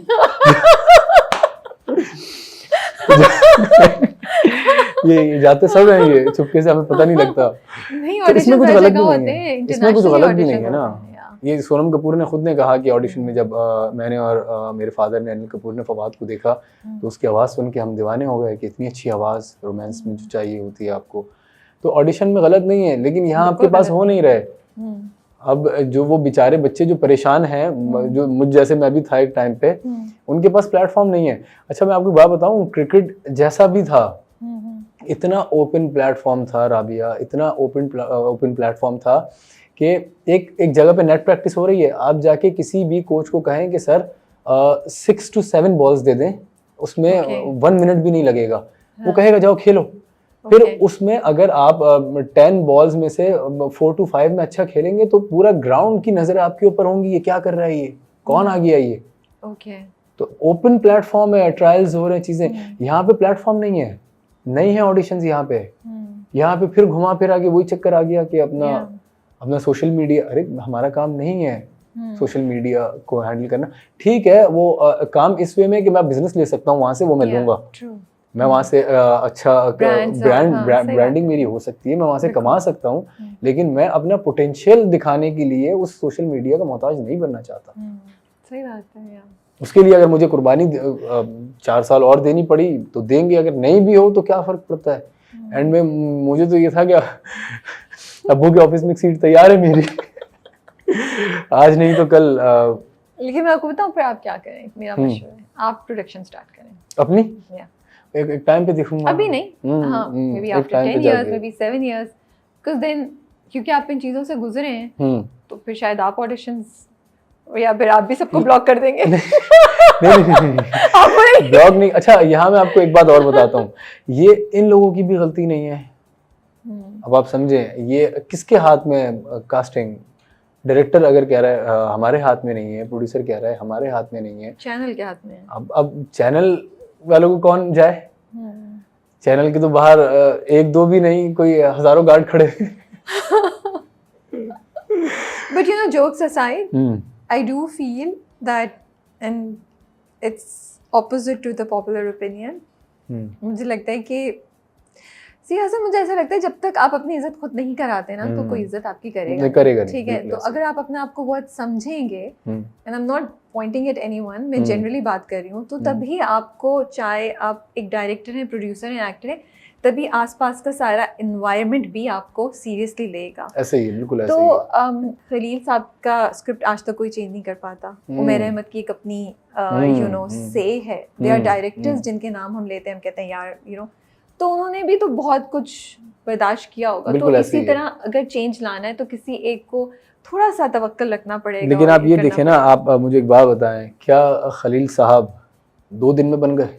नहीं, तो that's what I am saying, slow process है ना। तो ये तो मैं स्टार्ट से कह रहा हूँ हाँ। कि अगर आप लेकिन हमारे यहाँ तो वो प्रोसेस स्टार्ट हैं, ही नहीं हो रहा ना, जहाँ ऑडिशंस है उसकी बात कर रहे नहीं हैं। ऑडिशन नहीं होगा, लेकिन अल्लाह मौका देगा। ये मैं अपना एक्सपीरियंस आपको बता रहा हूँ। अब कफील में अगर मुझे किसी जो एक्टर्स हैं जो फेमस हैं, उनको 4 लोग जानते हैं, तो अब 2 मुझे भी जान रहे हैं। बिल्कुल, मैं आपको सही बता रहा हूँ। मुझे जब मैं विदाउट ट्रेंड गाड़ी में अभी घूम रहा हूँ तो मुझे बहुत हो रहा है, मजा आ रहा है, मजा भी आ रहा है। फिर फैमिली के साथ जैसे मैं एक शो में बता रहा था कि मैं रेस्टोरेंट गया खाना खाने, बराबर में एक फैमिली बैठी थी। वो अगर वीडियो भी बनाते तो मुझे प्रॉब्लम नहीं थी, वो फ्लैश मेरी आंखों में मार रहे थे। नहीं, लेकिन आप तो एक्टर्स की बात करें ना, मैं तो जिन लोगों के पास वाकई इतनी पावर या अथॉरिटी है कि वो कर सके, मैं उनकी बात कर रही हूँ कि वो इस प्रोसेस को स्टार्ट करें कि ऑडिशंस और फेयर चांसेस टू पीपल दें, ताकि हमारी इंडस्ट्री भी तो ग्रो करे। अच्छा, लेकिन वो एक चीज़ में वो भी कहीं कहीं मुझे सही नज़र आते हैं। वो कहते हैं एट द एंड कि हमारा बिजनेस है ये, तो अगर किसी के नाम पे, किसी की फेस वैल्यू पे अगर ड्रामा बिकता है तो आप बिल्कुल लें, लेकिन उसके साथ और भी कैरेक्टर्स हैं। अब आप सेकंड लीड भी अगर बड़ा नाम देखेंगे, आप थर्ड लीड भी इवन बड़ा नाम देखेंगे आप, क्योंकि कफील में तो मैं मिसम भाई को जानता हूँ। मिसम भाई का बस नहीं चल रहा होगा कफील में भी उठा के किसी नए लड़के नई लड़की को डाल दें, मैं उनको जानता हूँ। और बच्चों के तो ऑडिशंस हुए हैं, मायरी में समर जाफरी और उनके लड़के ऑडिशन हुए। फिर आया टैलेंट आपके सामने, ऐना आसिफ माशाल्लाह बड़ा अच्छा काम कर रही है, समर जाफरी माशाल्लाह बड़ा अच्छा काम कर रहा है। तो वो किसका प्रोडक्ट है? मीसम भाई का प्रोडक्ट है बेसिकली वो। तो ऐसे लोग भी हैं और आएगा। फिर बात हुई है कि अल्लाह ने आपको एंड में अपॉर्चुनिटी देनी है। आप जितना आप स्टैंड करते हैं वहाँ आपकी किस्मत आपको लेकर आएगी वहाँ पर। सही बात है। बाकी बस ये डिस्कशन रहती है कि इंडस्ट्री के जो करते धरते हैं, जो इंडस्ट्री में इंपॉर्टेंट लोग हैं, वो ऑडिशंस की तरफ जाएं या सही प्रैक्टिसेस की तरफ जाएं, इंडस्ट्री ग्रो करेगी। मुझे लगता है जो आपने बात की बिल्कुल सही है कि किसी चेहरे से कोई चेहरा बिकता है या कोई चेहरा लोग पसंद करते हैं तो आपका बिजनेस है, बट ये शॉर्ट टर्म अप्रोच है हसन। वो चेहरा कितने दिन रहेगा, लेकिन अगर आप इन्वेस्ट करेंगे और ज्यादा चेहरों में तो कभी आप उस चेहरे पे डिपेंड नहीं होंगे, राइट? किसी एक या दो पे। अब तो यही है, अगर रियलिटी आप करें तो जब डीप बात करें तो डिपेंडेंस है। देयर आर फ्यू नेम्स जिनकी आप भी नहीं सुन सकते, कोई भी नहीं। तो बात तो ये ना, आप विजन बड़ा करें ना अपना, ग्रो करें इंडस्ट्री को एज अ होल, देन पैसा सबके पास आएगा। बिल्कुल, बट वो हिम्मत करें, विजन बड़ा करें। आई ऑनेस्टली फील हमारी इंडस्ट्री में विजन नहीं है, बिल्कुल नहीं। और फिर इतना दिल भी बहुत कम लोगों का इतना बड़ा है कि किसी को उठाएं और न्यू कमर को आके स्टार बनाएं। जबकि आप देखें पूरी दुनिया में ऐसा है। हॉलीवुड में नए नए लड़के आके इतना बड़ा प्लेटफॉर्म पे ये लोग मूवीज करते हैं। ये तो हमारे यहाँ थोड़ा सा रिस्क टेकिंग की एक है, लेकिन उसमें मैं आपको कहूँ ये एक बिग बैंग मैंने देखा है, फहद भाई ले लेते हैं रिस्क। जैसे मैं, ये एक बहुत बड़ा कैरेक्टर था कफील में, ये अगर आप देखा जाए तो सनम सईद के ऑपोजिट अगर ये परफॉर्म नहीं होता ये कैरेक्टर, ये तो लकीली अल्लाह ने करवा दिया मुझसे। अगर ये नहीं होता तो इनका होता कि वो चीज़ नहीं आती निकल के। कि अब जैसे मैं देख रहा हूँ, अभी भी मैं सुबह देख रहा था, किसी ने रील लगाई हुई थी, वीर ज़ारा टच आ रहा है, मैसेजेस आ रहे हैं। मीसम भाई मुझे कह रहे थे कि यार वीर ज़ारा से लोग इसको रिलेट कर रहे हैं। तो ये एक है कि आपको परफॉर्म भी करना होता है। फिर फहद भाई ने अपॉर्चुनिटी दी मुझे, इसमें मीसम भाई को क्रेडिट जाता है, उन्होंने opportunity the. So I've seen your other work also. इस बार आपने क्या किया दैट आपकी performance is standing out? You feel, आप खुद भी देख रहे होंगे, आई एम श्योर, आपको भी लग रहा है कि कुछ डिफरेंट हुआ. So what happened this time जो आपको बाकी सबसे अलग कर पाया इस बार? Platform, okay. डीओपी, महंगा डीओपी, वो So उसको basically the 7 people who were involved, the people जो लोग आपके आसपास थे, उनकी गाइडेंस वो सब इतनी इफेक्ट थी. गाइडेंस भी थी, लेकिन उनका अपना काम था. देखें, एक्टिंग तो एक कोलैबोरेट आर्ट है. खाली मैं अकेला नहीं कर सकता. मुझे अच्छी लाइट भी चाहिए. अच्छी लाइट से मतलब नेचुरल लाइट, कि अगर वो 80s का आप दौर दिखा रहे हैं और आप लाइट नहीं कर पा रहे या बाकी चीजें लैक कर रही हैं, तो डीओपी का इम्पोर्टेंट होना, अच्छा होना बहुत जरूरी है. फिर डायरेक्टर का, फिर राइटर का, फिर चैनल का, वो प्रोडक्शन जो है, प्रोडक्शन वैल्यू है, कितना पैसा लगा हुआ है आपको उस चीज को शोकेस करने में. फिर को एक्टर्स, अब सनम सईद सामने हैं. मुझे कल कोई कह रहा था कि आप पे प्रेशर नहीं हुआ कि सनम सईद इतना बड़ा नाम, यानी एक्टिंग पे आप देखते हैं तो सबा कमर सनम सईद पे खत्म हो जाता है कि यार ये कैरेक्टर है, ये कौन करेगा, इन दोनों से करवा लो, नहीं करवा पाएगा. ऐसे ही है. सही बात है. तो वो ही कह रहे थे आपको प्रेशर फील नहीं हुआ. तो मैंने उनसे कहा मुझे उल्टा आसान हो गया बहुत ज़्यादा मेरे लिए कि एक जो मेरा को एक्टर है वो इतने अच्छे एक्शन देगा, तो मुझे कुछ नहीं करना, उसका रिएक्शन देना है. फिर मैंने जो एक्शन दिया उसका आपने बहुत अच्छा रिएक्शन दिया, तो मेरी लाइन तो आप अच्छी करवा रही है, मेरा डायलॉग, मेरा सीन अच्छा करवाने में आपका बहुत बड़ा हाथ है. अगर मैं आपको लेके जा रहा हूँ इस तरफ और आप जा रही हैं उस तरफ, सीन हमारा कैरेक्टर डिमांड कर रहा है इस तरफ जाना है, आप उस तरफ जा रही हैं, मैं इस तरफ जा रहा हूँ, कहाँ जा रहा है सीन?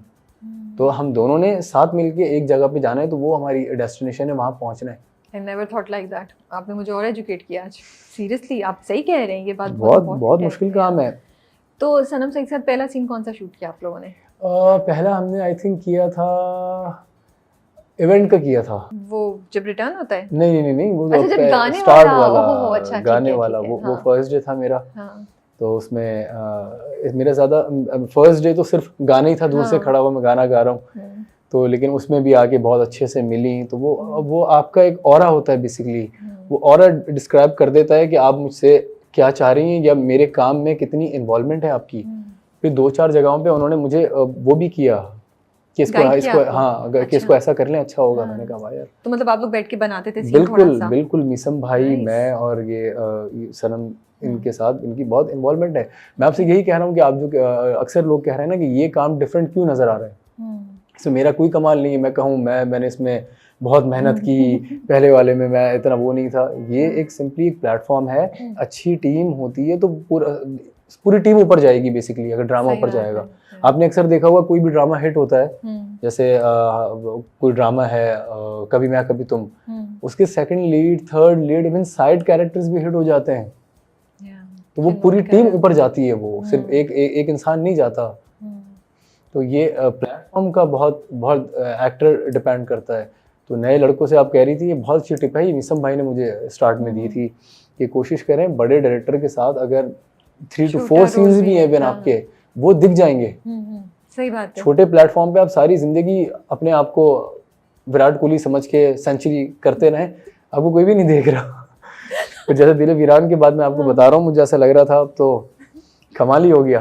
तो कमाल नहीं होता वो, जबकि वो प्रोडक्शन अच्छी थी वो, लेकिन वो काम के अलावा भी और बहुत सी चीज़ें होती हैं, कास्टिंग भी होती है. फिर एक भी अगर लेफ्ट ट्रायंगल है, अगर तीसरा कोई बंदा अच्छा परफॉर्म नहीं करेगा तो मज़ा नहीं आएगा. फिर डायरेक्टर का पॉइंट ऑफ व्यू होता है. डायरेक्टर को हम लोग मजाक समझते हैं या इस तरह की बातें करते हैं. Basically director captain of the ship कहलाता है. वो लेके जाएगा आपको मुझे तो नहीं पता, और डायरेक्टर ने पूरी स्क्रिप्ट पढ़ी हुई है. उसने 60th एपिसोड भी पढ़ा हुआ, 30th भी पढ़ा हुआ होगा सपोज. तो वो मुझे सेकंड एपिसोड में बताएगा यार 30th में ये हो रहा है, अभी इसमें आप ये कर लें. कनेक्शन उसका एक बहुत बड़ा इन्वॉल्वमेंट है. मीसम भाई के कफील में बहुत ज्यादा इनको क्रेडिट जाता है कि वो कितना वो रहा है. एक डायरेक्टर को आप निकाल नहीं सकते कामयाबी, एक प्रोजेक्ट अगर कामयाब हुआ है. चैलेंजिंग क्या था? कोई सीन था जो मुश्किल हुआ जब कर रहे आप या नहीं? नहीं, चैलेंजिंग तो कोई भी नहीं था. नहीं, मैंने आपको बताया ना पीछे काम, क्या अपनी तारीफ करे इंसान, अच्छा नहीं लगता. लेकिन वो जो 7-8 साल की ट्रेनिंग जो मेरी रही, उसमें मैं इतना था कि मुझे कभी बड़े एक्टर के साथ काम करने में प्रॉब्लम नहीं, बल्कि उल्टा मैं ये सोचता था यार इस लेवल पे ही खेलूंगा, इससे नीचे नहीं जाना. बल्कि आई थिंक अब आपको लग रहा होगा कि वो जो इतने साल मेहनत की या जो रास्ता मुश्किल का गुजारा, अब वो सब चीज़ें होती है ना, एम्पलीफाई हो जाती है। अब वो आपको हर चीज़ नज़र आ रही है कि ओ ये मैंने ट्रेनिंग की थी, अभी मैं ज़्यादा उभर के ये परफॉर्म कर रहा हूँ, ये कर पा रहा हूँ। आई फील अब ये हो रहा होगा आपके ऐसे साथ। बिल्कुल देखें, जब आप को स्ट्रगल के बाद कोई चीज़ मिलती है ना, तो बहुत इंजॉय करता है इंसान। एक जल्दी शोहरत मिलने का अपना मज़ा होगा, मैं ये नहीं कह रहा कि कोई आया आते ही छा गया, लेकिन जब आपको चीज़ें बहुत आसानी से नहीं मिलती, आप उसके लिए मेहनत करते हो, तो मेरे ख्याल से उसको 100 टाइम्स मल्टीप्लाई कर दें आप उस एंजॉयमेंट को जो आप एक सक्सेस के बाद आपको मिलती है कि लोग देख रहे हैं।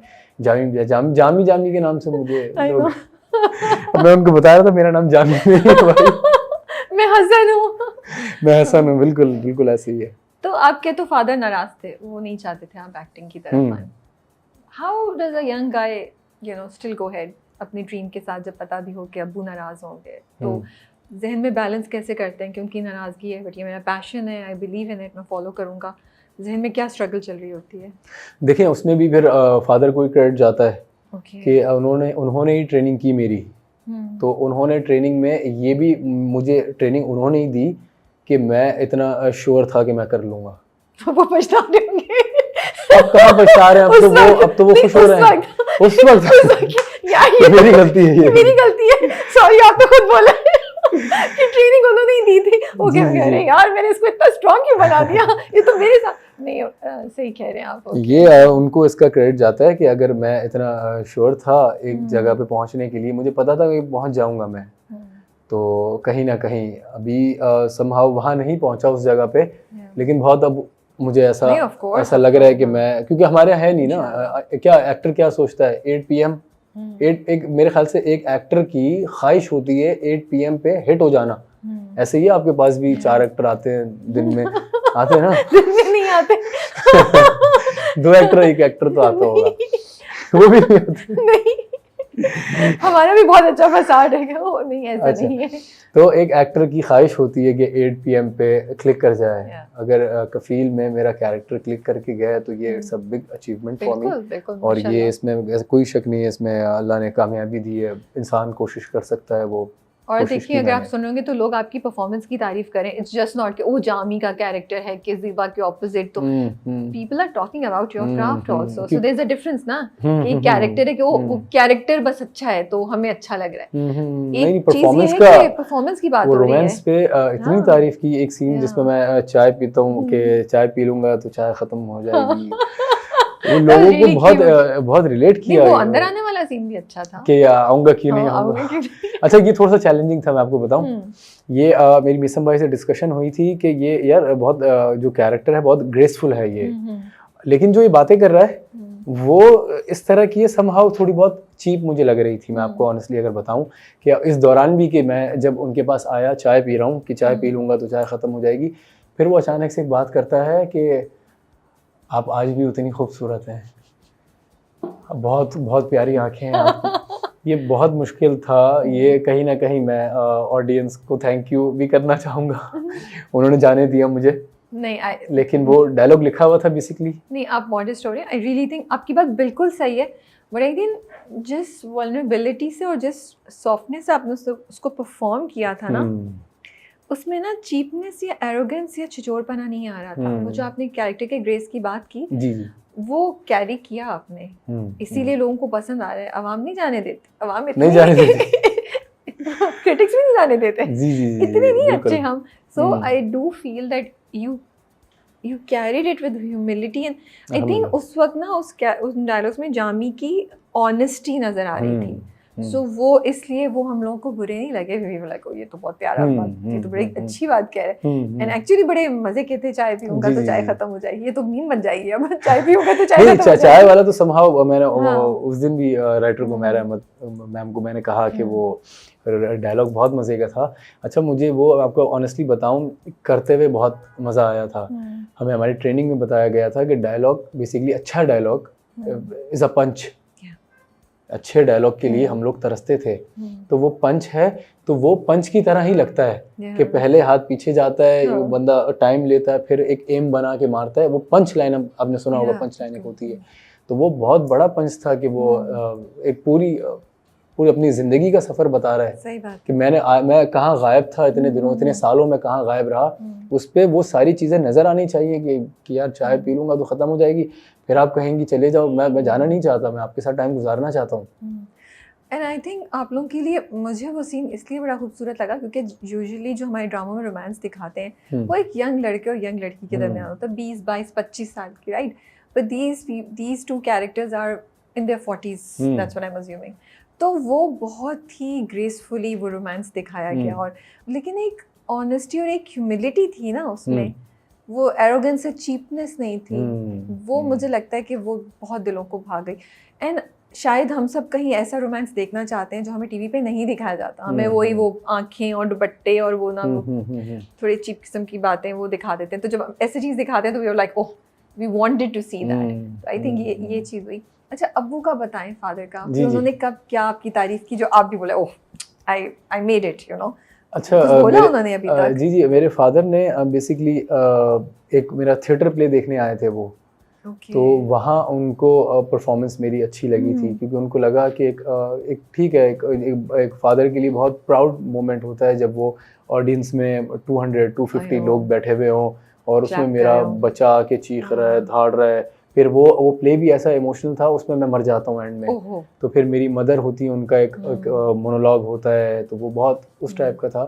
तो वहाँ उनको फील हुआ था कि ये इसमें पोटेंशियल है, यानी ये कुछ ना कुछ तो कर लेगा, और देखते भी है मेरी चीज़ें। ओके, लेकिन अब तो जामी होता होगा। मैं तो वही कह रही हूँ कि अब अब तो माशाल्लाह बहुत, क्योंकि मेरी मदर वो बहुत बड़ी मेरी मदर फैन है उमैरा अहमद की। उनके लिए big fan of Umera Ahmed. वो शुरू से ही नॉवेल्स डाइजेस्ट वो बताती हैं कि हम लोग मंगवा के पढ़ते थे। और मेरी मदर का ये है कि वो भी, जैसे मैंने आपको बताया सैन एंटोनियो में जो खातून मुझे मिली थी, कि मेरी मदर उमैरा अहमद पर ड्रामा देख लेंगी, उसमें कौन है, न्यू कमर है, क्या है, उनको इससे कोई फ़र्क नहीं पड़ता।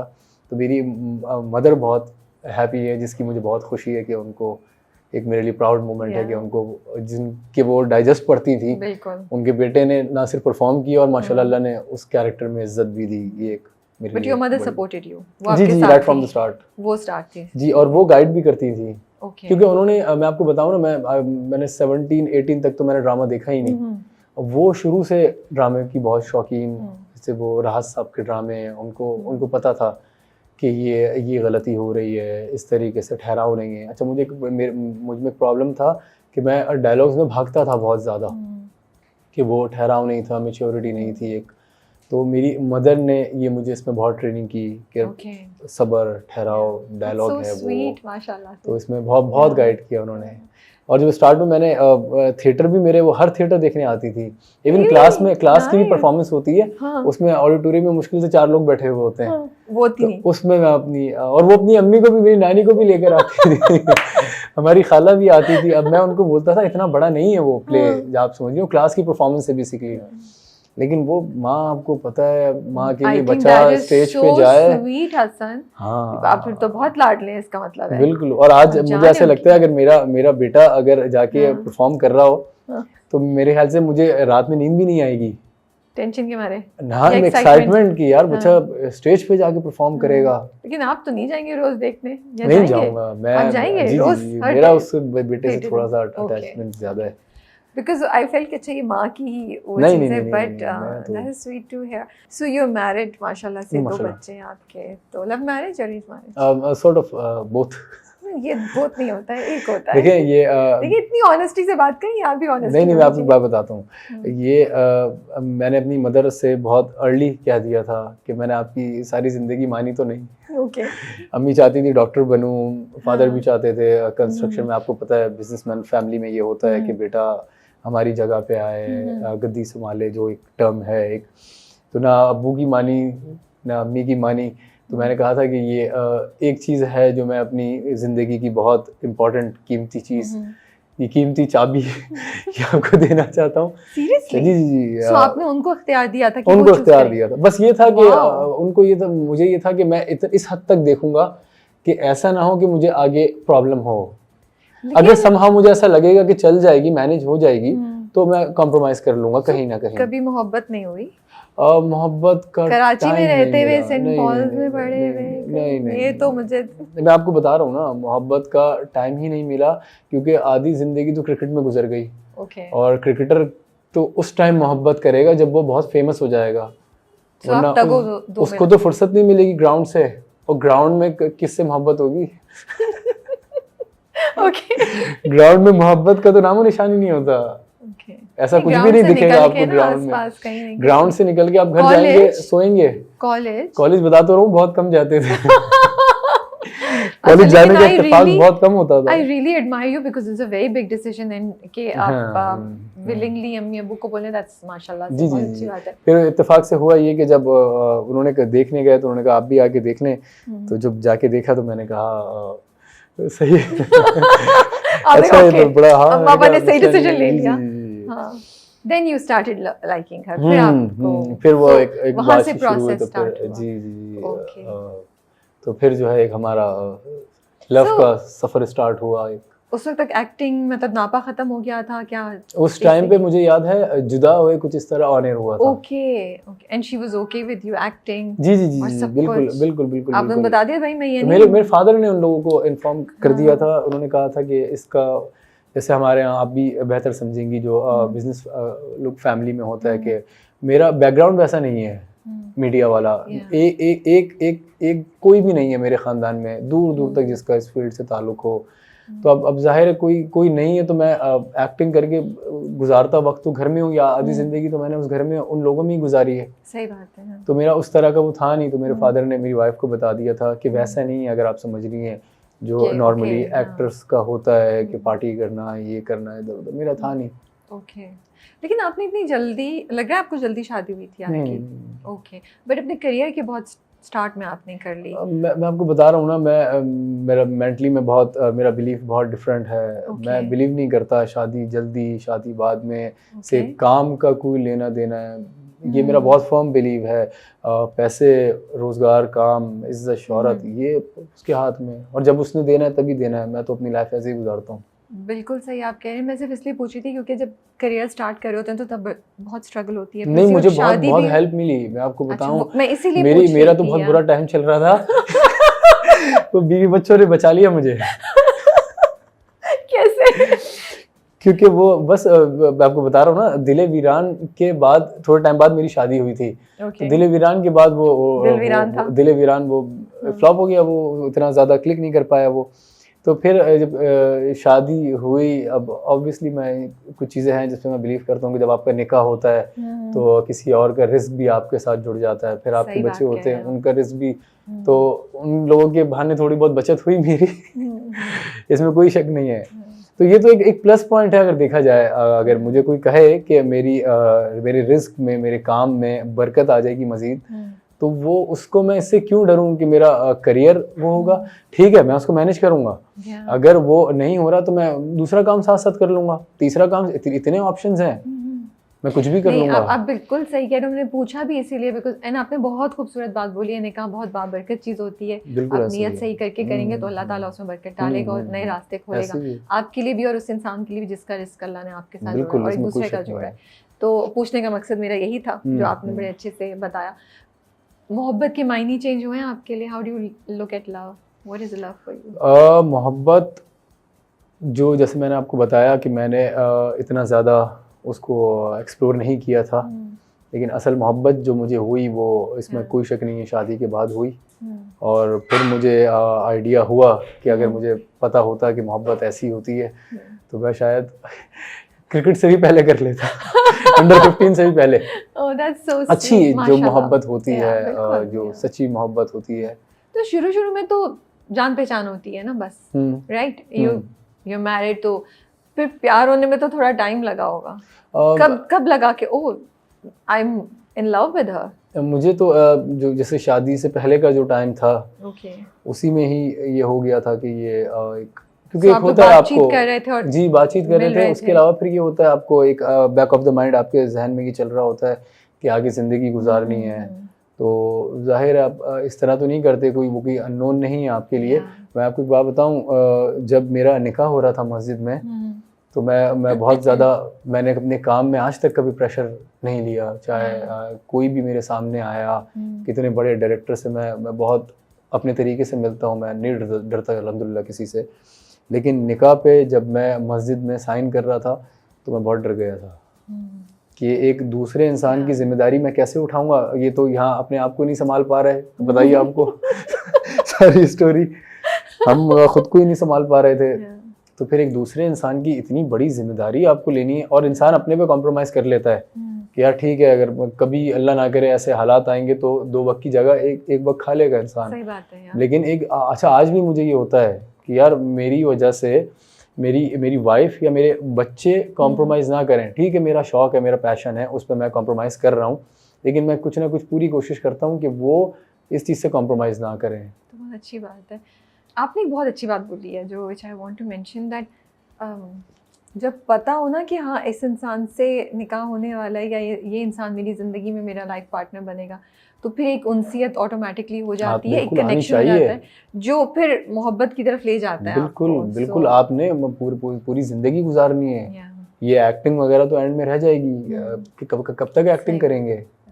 एक टाइम आएगा जब कुछ भी नहीं होगा, कि सिर्फ आप और आपके वो आपका वही होता है। वो पॉसेसिव है, जेलस नहीं होती कि आप कभी इस हीरोइन के साथ कभी उस नहीं, वो हुआ एक्चुअली ये कि उनको एक तो मेरे फादर ने बहुत गाइड कर दिया था, कि बता दिया था चीज़ों का। फिर उनको स्टार्ट में ये बहुत जल्दी रियलाइज़ हो गया था कि विजन कहीं और है। और आप किस किस्म के इंसान हैं उनको पता चल गया। जी, उनको पता लग गया था कि ये तो अब एक्टिंग से बाहर निकलें काम से तो फिर कुछ और सोचें। मैं आपको बताऊं ना, सारी जिंदगी इसी में ही फंसा रहा। पहले क्रिकेट में अंडर 19 तक मैं, इनफैक्ट अंडर 19 के बाद भी सीनियर डिस्ट्रिक्ट मैंने खेली जब मैं अराउंड 20 ईयर्स का हूँगा। तब तक ग्राउंड से बाहर ही निकले थे, ग्राउंड में था। फिर जब एक्टिंग में आया तो बहुत ज़्यादा पैशनेट था मैं एक्टिंग को लेके, तो इस तरफ इतना ध्यान नहीं जाता था। ओके, क्या 2-3 चीज़ें जो आपको लगता है शादी को स्ट्रॉन्ग बनाती हैं? देखिए, मेन चीज़ है ट्रस्ट बहुत ज़रूरी है एक रिश्ते को, शादी को कामयाब करने में। फिर है सपोर्ट करना भी, जैसे जिस तरह मेरी वाइफ ने मुझे सपोर्ट किया या अभी भी कर रही हैं, वो मेरे शौक़ के लिए। 10 चीज़ों में होता होगा वो कहीं ना कहीं चीज़ें आ जाती हैं, आपको पता है। तो फिर मेरा भी एक फ़र्ज़ बनता है कि मैं भी अपनी वाइफ को उन चीज़ों में जो उनका शौक़ है उसमें सपोर्ट करूं। तो ये चीज़ें हैं। लेकिन आई थिंक जो ट्रस्ट का है वो बहुत ज़रूरी है, समझना बहुत ज़रूरी है रिश्ते में। अगर आप समझ नहीं पा रहे एक दूसरे को तो फिर बहुत मुश्किल हो जाता है रिश्ता गुजारना। क्योंकि अगर आपको समझ है तो फिर मुझे पता लग जाएगा कि आपने ये बात क्यों कही, या इस वक्त आपने एक आपने सुना होगा इमोशनल इंटेलिजेंस। तो मुझे ऐसा लगता है कि शादी में इमोशनल इंटेलिजेंस को गौर व फिक्र करते हुए कि आपने अगर कुछ कह दिया मुझसे तो उसके पीछे क्या था, आप कहाँ से आ रही हैं, आपका मूड क्या है, वो 10 चीज़ें कॉम्प्रोमाइज़ करना बहुत ज़रूरी है। और ये तो हमारे दीन में भी है कि ये बर्तन जहाँ होते हैं वो तो बचते हैं। नेक नियति की भी बात कर रहे हैं आप, ये ट्रस्ट करना कि जो इंसान कह रहा है। एक्चुअली आपने बड़ी इंटरेस्टिंग बात बोली। मुझे लगता है आधा टाइम रिलेशनशिप में मसले इसीलिए होते हैं क्योंकि आप डाउट करते हैं कि यार इसने इसलिए बोला होगा या ये कर रही है या कर रहा है क्योंकि वो मुझे नुकसान पहुंचाना चाहती है या चाहता है। हम ये सोचे ही नहीं तो शायद रिलेशनशिप्स भी ज़्यादा स्मूथ चलें। आप सही कह रहे हैं। ये मेरी वाइफ को तो इनफैक्ट स्टार्ट में मेरे अपने ख़ानदान वालों ने ही कहा कि कैसा लगता है, कि बुरा नहीं लगता जब ये हाथ पकड़ते हैं किसी का, मतलब इंस्टिगेट कर रहे थे। पहले तो मैंने उनको कहा किसने कहा था लेकिन ये एक प्लस पॉइंट था मेरे लिए कि वो बहुत जल्दी समझ गई वो, और उनका ट्रस्ट लेवल बहुत ज़्यादा था। वरना अक्सर हम सुनते हैं कि इनको प्रॉब्लम होती है, और जिस तरह का बैकग्राउंड मेरी वाइफ का है उनका नहीं कोई शोबिस से दूर दूर तक लेना। और इनफैक्ट आज भी मेरी वाइफ को फ़र्क नहीं पड़ता कि कफील हिट हुआ तो मैं बोल देता हूँ उनको कि कभी तो कुछ गलती से शेयर कर दो या पोस्ट कर दो। नहीं करती उनको इतना ज़्यादा नहीं, उनको वो लगा कि ठीक है अब चल गया क्या है, वो ऐसी ही करी। हाँ, तो बहुत खुश होंगी। तो इन चीज़ों का मुझे बहुत फ़ायदा हुआ, जो उनकी सिंप्लिसिटी है, जो उनकी जो सादगी है उन लोगों की, इसका मुझे बहुत फ़ायदा हुआ। और ये कामयाबी की रिश्ते को कामयाब करने में ये बहुत मेजर चीज़ें, बहुत मेन चीज़ें हैं ये सब। दोनों दो बच्चे हैं आपके? 2 बेटे दो माशाल्लाह। बेटे, तो दोनों इक्वली हैं या एक को बड़े वाले से ज्यादा अटैचमेंट फील होती है, छोटे वाला ज्यादा feel असल में करता है? हुआ ये कि मैं आपको बताऊं, बड़े वाला जो मेरा बेटा है वो अभी 4 इयर्स का है, तो वो एक टाइम पे बीमार हो गया था बहुत ज़्यादा, तो he was in ICU for almost 50 days और he was on ventilator for 10 days. तो कितने छोटे थे वो सर? अराउंड होंगे 1.5। ओह, तो बहुत छोटे। जी जी, तो उनको एक टाइम पे डॉक्टर्स ने भी हाथ उठा दिए थे और मेरा पहला बेटा था, वो उसके लिए बड़ी Oh खुशियाँ God. थी, बड़ी चीज़ें थी। तो तो वो बहुत जो मुश्किल में होंगे। वो जो 60 डेज का टाइम था, जिस टाइम पे अब जाहिर है एक बाप को ऐसा लगे कि उसका बेटे को बहुत मुश्किल हो गया है, डॉक्टर्स कह रहे हैं बचाना, और वेंटिलेटर पे अपने बच्चे को देखना, ये तो दूसरे के बच्चे को देख के इंसान यानी पागल हो जाता है, अपने खुद के खून को देखना वेंटिलेटर पे। तो ये जो 50 डेज का एलिमेंट आया ना, अब वो सारी ज़िंदगी के लिए बिगड़ने का एक स्टैम्प उसके ऊपर लग गया कि वो कुछ भी करता है उसको मार्जिन दिया जाता है। You can't blame him हाँ, or yourself. अभी भी उसकी 1-2 पिक्चर्स हैं, मैंने इस मेमोरी के तौर पे रखी हुई है कि कभी ये बड़ा हो तो दिखाऊं, पता नहीं क्यों रखी हुई है, मैंने सोचता हूँ डिलीट कर दूं, तो वो आज भी जब भी सामने आती है तो उसकी बड़ी से बड़ी शरारत भी उसको फ़ायदा उठाता है वो। मैं उसको अक्सर बोलता हूँ, बेटा आपको बड़े हो गए तो फिर मैं बताऊँगा आपको इतना मार्जिन क्यों मिलता है। लेकिन I mean, मैं तो इमेजिन भी नहीं कर सकती कि आप किस चीज़ से गुजरे होंगे। मुझे लगता है पेरेंट्स के लिए बहुत बहुत मुश्किल टाइम है, बट अल्लाह का लाख लाख शुक्र है कि आप लोग उस आजमाइश से निकल आए खैर आफियत से, and he is okay and he is fine, you know. तो चलें आगे देखते हैं, बड़े दोनों ज़रा और बड़े होंगे तो फिर शायद आपको थोड़ा शिकवा सुनने को मिले छोटे से, वरना छोटे को भी उतना ही बिगाड़ना पड़ेगा आपको। नहीं, ये छोटे पे थोड़ा सा हाथ रखा है आपने? हाथ नहीं रखा हुआ, बस ये बड़ा थोड़ा सा वो ले जाता है बहुत सी चीज़ों में। छोटा है अभी, तो बहुत छोटा है वो, तो अब 1 साल का है वो, तो वो अपने में ले जाता है। मैं आपको बता रही हूँ, आप थोड़ा वेट करें। अच्छा, छोटे जो होते हैं मुझे लगता है आप बहुत भी तो ज़्यादा छोटे तेज हैं, होते आप हैं। लोग नहीं, आपको नहीं पता। जी जी जी जी, छोटा वो उनमें सर्वाइवल इंस्टिंक्ट ज्यादा होता है छोटे बच्चों में, जो भी फैमिली के छोटे होते हैं मुझे लगता है। तवक्कुल कैसा है, ऊपर नीचे जाता है, you have always had a very strong relationship with Allah, या फिर ऐसे टाइम्स जैसे आपका बेटा भी आईसीयू में तो उस वक्त डिप लेता है, देन आप अपने आप को खींच के लाते हैं, हाउ इज योर? मेरा शुरू से ही एक तो फादर की तरफ से भी था, कुछ चीज़ें हमारे फादर अक्सर उन्होंने जहन में ये बात बिठाई है कि करना उसने ही है एंड में, जो भी चीज़ हो आप कोशिश कर लो, कुछ भी कर लो, कितने हाथ पैर मार लो आप, जब उसने देना है तभी देना है, उसने नहीं देना तो आप छीन नहीं सकते, आप लड़ नहीं सकते। फिर ऊपर से अल्लाह भी यही कहता है कि एक तेरी चाहत है, एक मेरी चाहत है, होगा वही जो मेरी चाहत है। तो जब होना ही वही है कि जो उसकी चाहत है, तो फिर इंसान वो ठीक है, जो चाहत है उसमें अगर कुछ चीज़ें गिफ्ट में मिल रही हैं तो इंसान उसको लेके थैंक यू करे कि चले इसी बहाने ये तो मिल गया एटलीस्ट।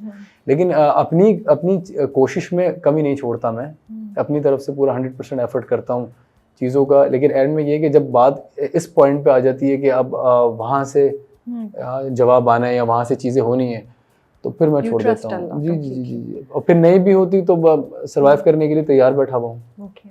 ज़िया साहब का कोई कोट, कोई बात जो आप शेयर करना चाहें हमारे साथ? ज़िया साहब तो खुद एक नाम में एक कोट हैं, बस यही कहूँगा कि आपने पर्सनली उनके साथ जी जी जी, अच्छा मैंने जो आपने आज तक याद रखी है अपने लिए, जो आप हमारे साथ शेयर कर सकें? मैं आपको बात बताऊँ, मैं ज़िया साहब का मैंने आज तक बताया नहीं कभी इतना ओपनली। मैं ज़िया साहब का स्टार्ट में बहुत सबसे बुरे स्टूडेंट्स में होऊंगा। नहीं समझने वाली थी, आप कहेंगे नहीं, मैं आपको बताता हूँ आगे, मैं आपको बताता हूँ ना आगे। मैं जिस बैकग्राउंड से गया था, आपको पता है चीज़ें होती हैं, हम लोग, मैं तो ऑनेस्टली जानता भी नहीं था, ज़ियामुद्दीन साहब का नाम भी नहीं सुना हुआ था मैंने। जब मैं गया एक्टिंग में तो किसी ने कहा ज़िया साहब है, मैंने कहा ठीक है ज़िया साहब है, ठीक है हाँ वो। तो फिर बीच में राहत साहब का और ना ही आपको हाँ हाँ राहत साहब का फिर भी कहीं थोड़ा बहुत सुन लिया था नाम, ज़िया साहब का नहीं था। तो मैंने स्टार्ट में भी मैंने आपको बताया मैं थोड़ा सा शरारती तो था। तो ज़िया साहब का क्लास का टाइम ख़त्म हो गया था, तो मैं टाइम देख रहा था, छोटा भी था तो टाइम देख रहा था। फिर क्लास कब ख़त्म होगी? फिर मैंने ज़िया साहब को गलती से देख के दोबारा टाइम देख लिया। ओह गॉड! तो ज़िया साहब ने बहुत डांटा मुझे वहाँ पे, बहुत गुस्सा हुए वहाँ पे, इतना गुस्सा हुए वो कि ऑफिस से लोग आ गए कि ज़िया साहब ने थोड़ा सा शाउट कर दिया था मुझ पे। तो खैर उन्होंने अपने रूम में बुलाया। फिर एंड में बताने का मकसद यही है, ज़िया साहब से थोड़ी सी, कुछ टीचर्स ऐसे होते हैं आपके जिनसे कहीं ना कहीं समहाउ 5% 10% फादर वाली फीलिंग आ जाती है कहीं ना कहीं। तो उन्होंने अपने रूम में बुला के बिठाया और शाबाशी दी, ये की, मुझे इजी किया, रिलैक्स किया और इतना समझाया। उसके बाद से मैं उनका एक फेवरेट स्टूडेंट था ज़िया साहब का। और बहुत रिस्पेक्ट थी मेरे दिल में उनके लिए। मैं बहुत सीखता था, बहुत सुनता था उनसे, ज़िया साहब से। और मैं बहुत उनको, उन जैसा एक टाइम था बनने की कोशिश करता था। जिसमें मेरी अम्मी का, मुझे याद है, मजाक आज भी मैं उनका उड़ाता हूँ, वो कहती थी ये बस ज़िया साहब एक है, एक रहने दो।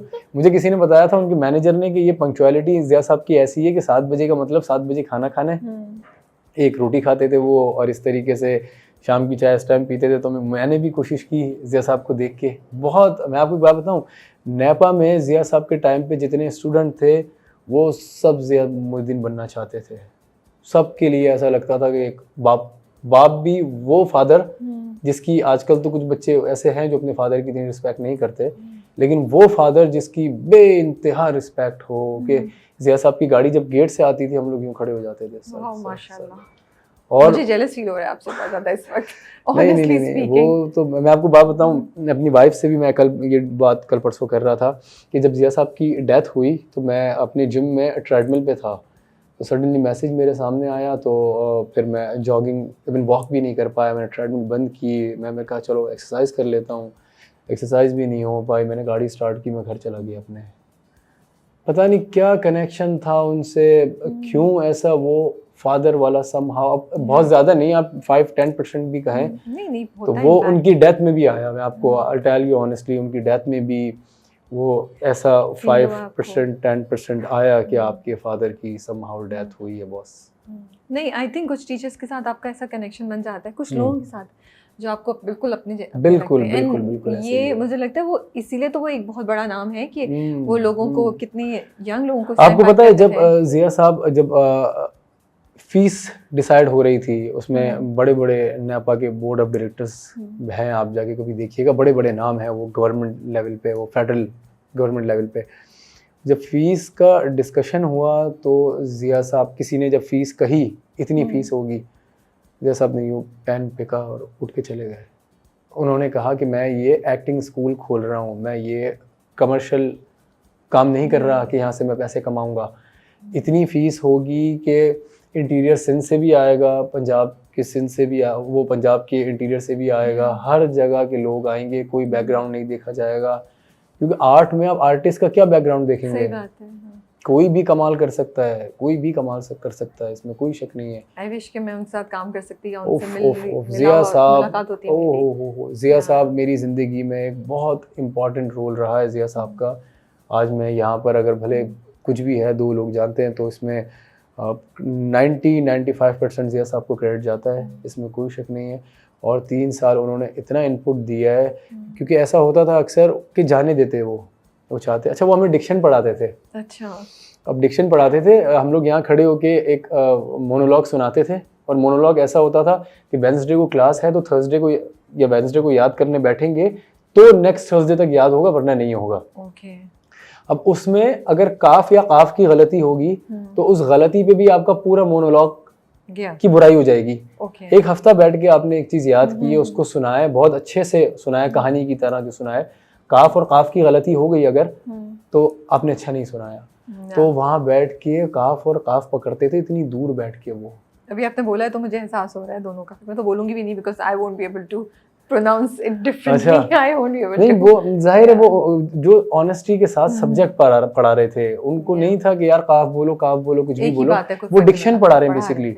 अब डिक्शन पढ़ाने में अगर वो ये अपनी ये बेसिक चीजें नहीं बताएंगे तो फिर क्या बताएंगे वो? और राहत साहब जो हैं, यू फील आप रोमांस में कहीं कहीं उनको थोड़ा सा, मैंने उनको बहुत कॉपी, जी ज़िया साहब, ये राहत साहब का तो मुझे हल्का सा ठहरावा अंदाज, जी ऐसे ही है। क्योंकि कुछ कैरेक्टर्स ऐसे होते हैं, अच्छा वो कुछ सिनेरियोज ऐसे होते हैं वो मुझे पसंद भी हैं।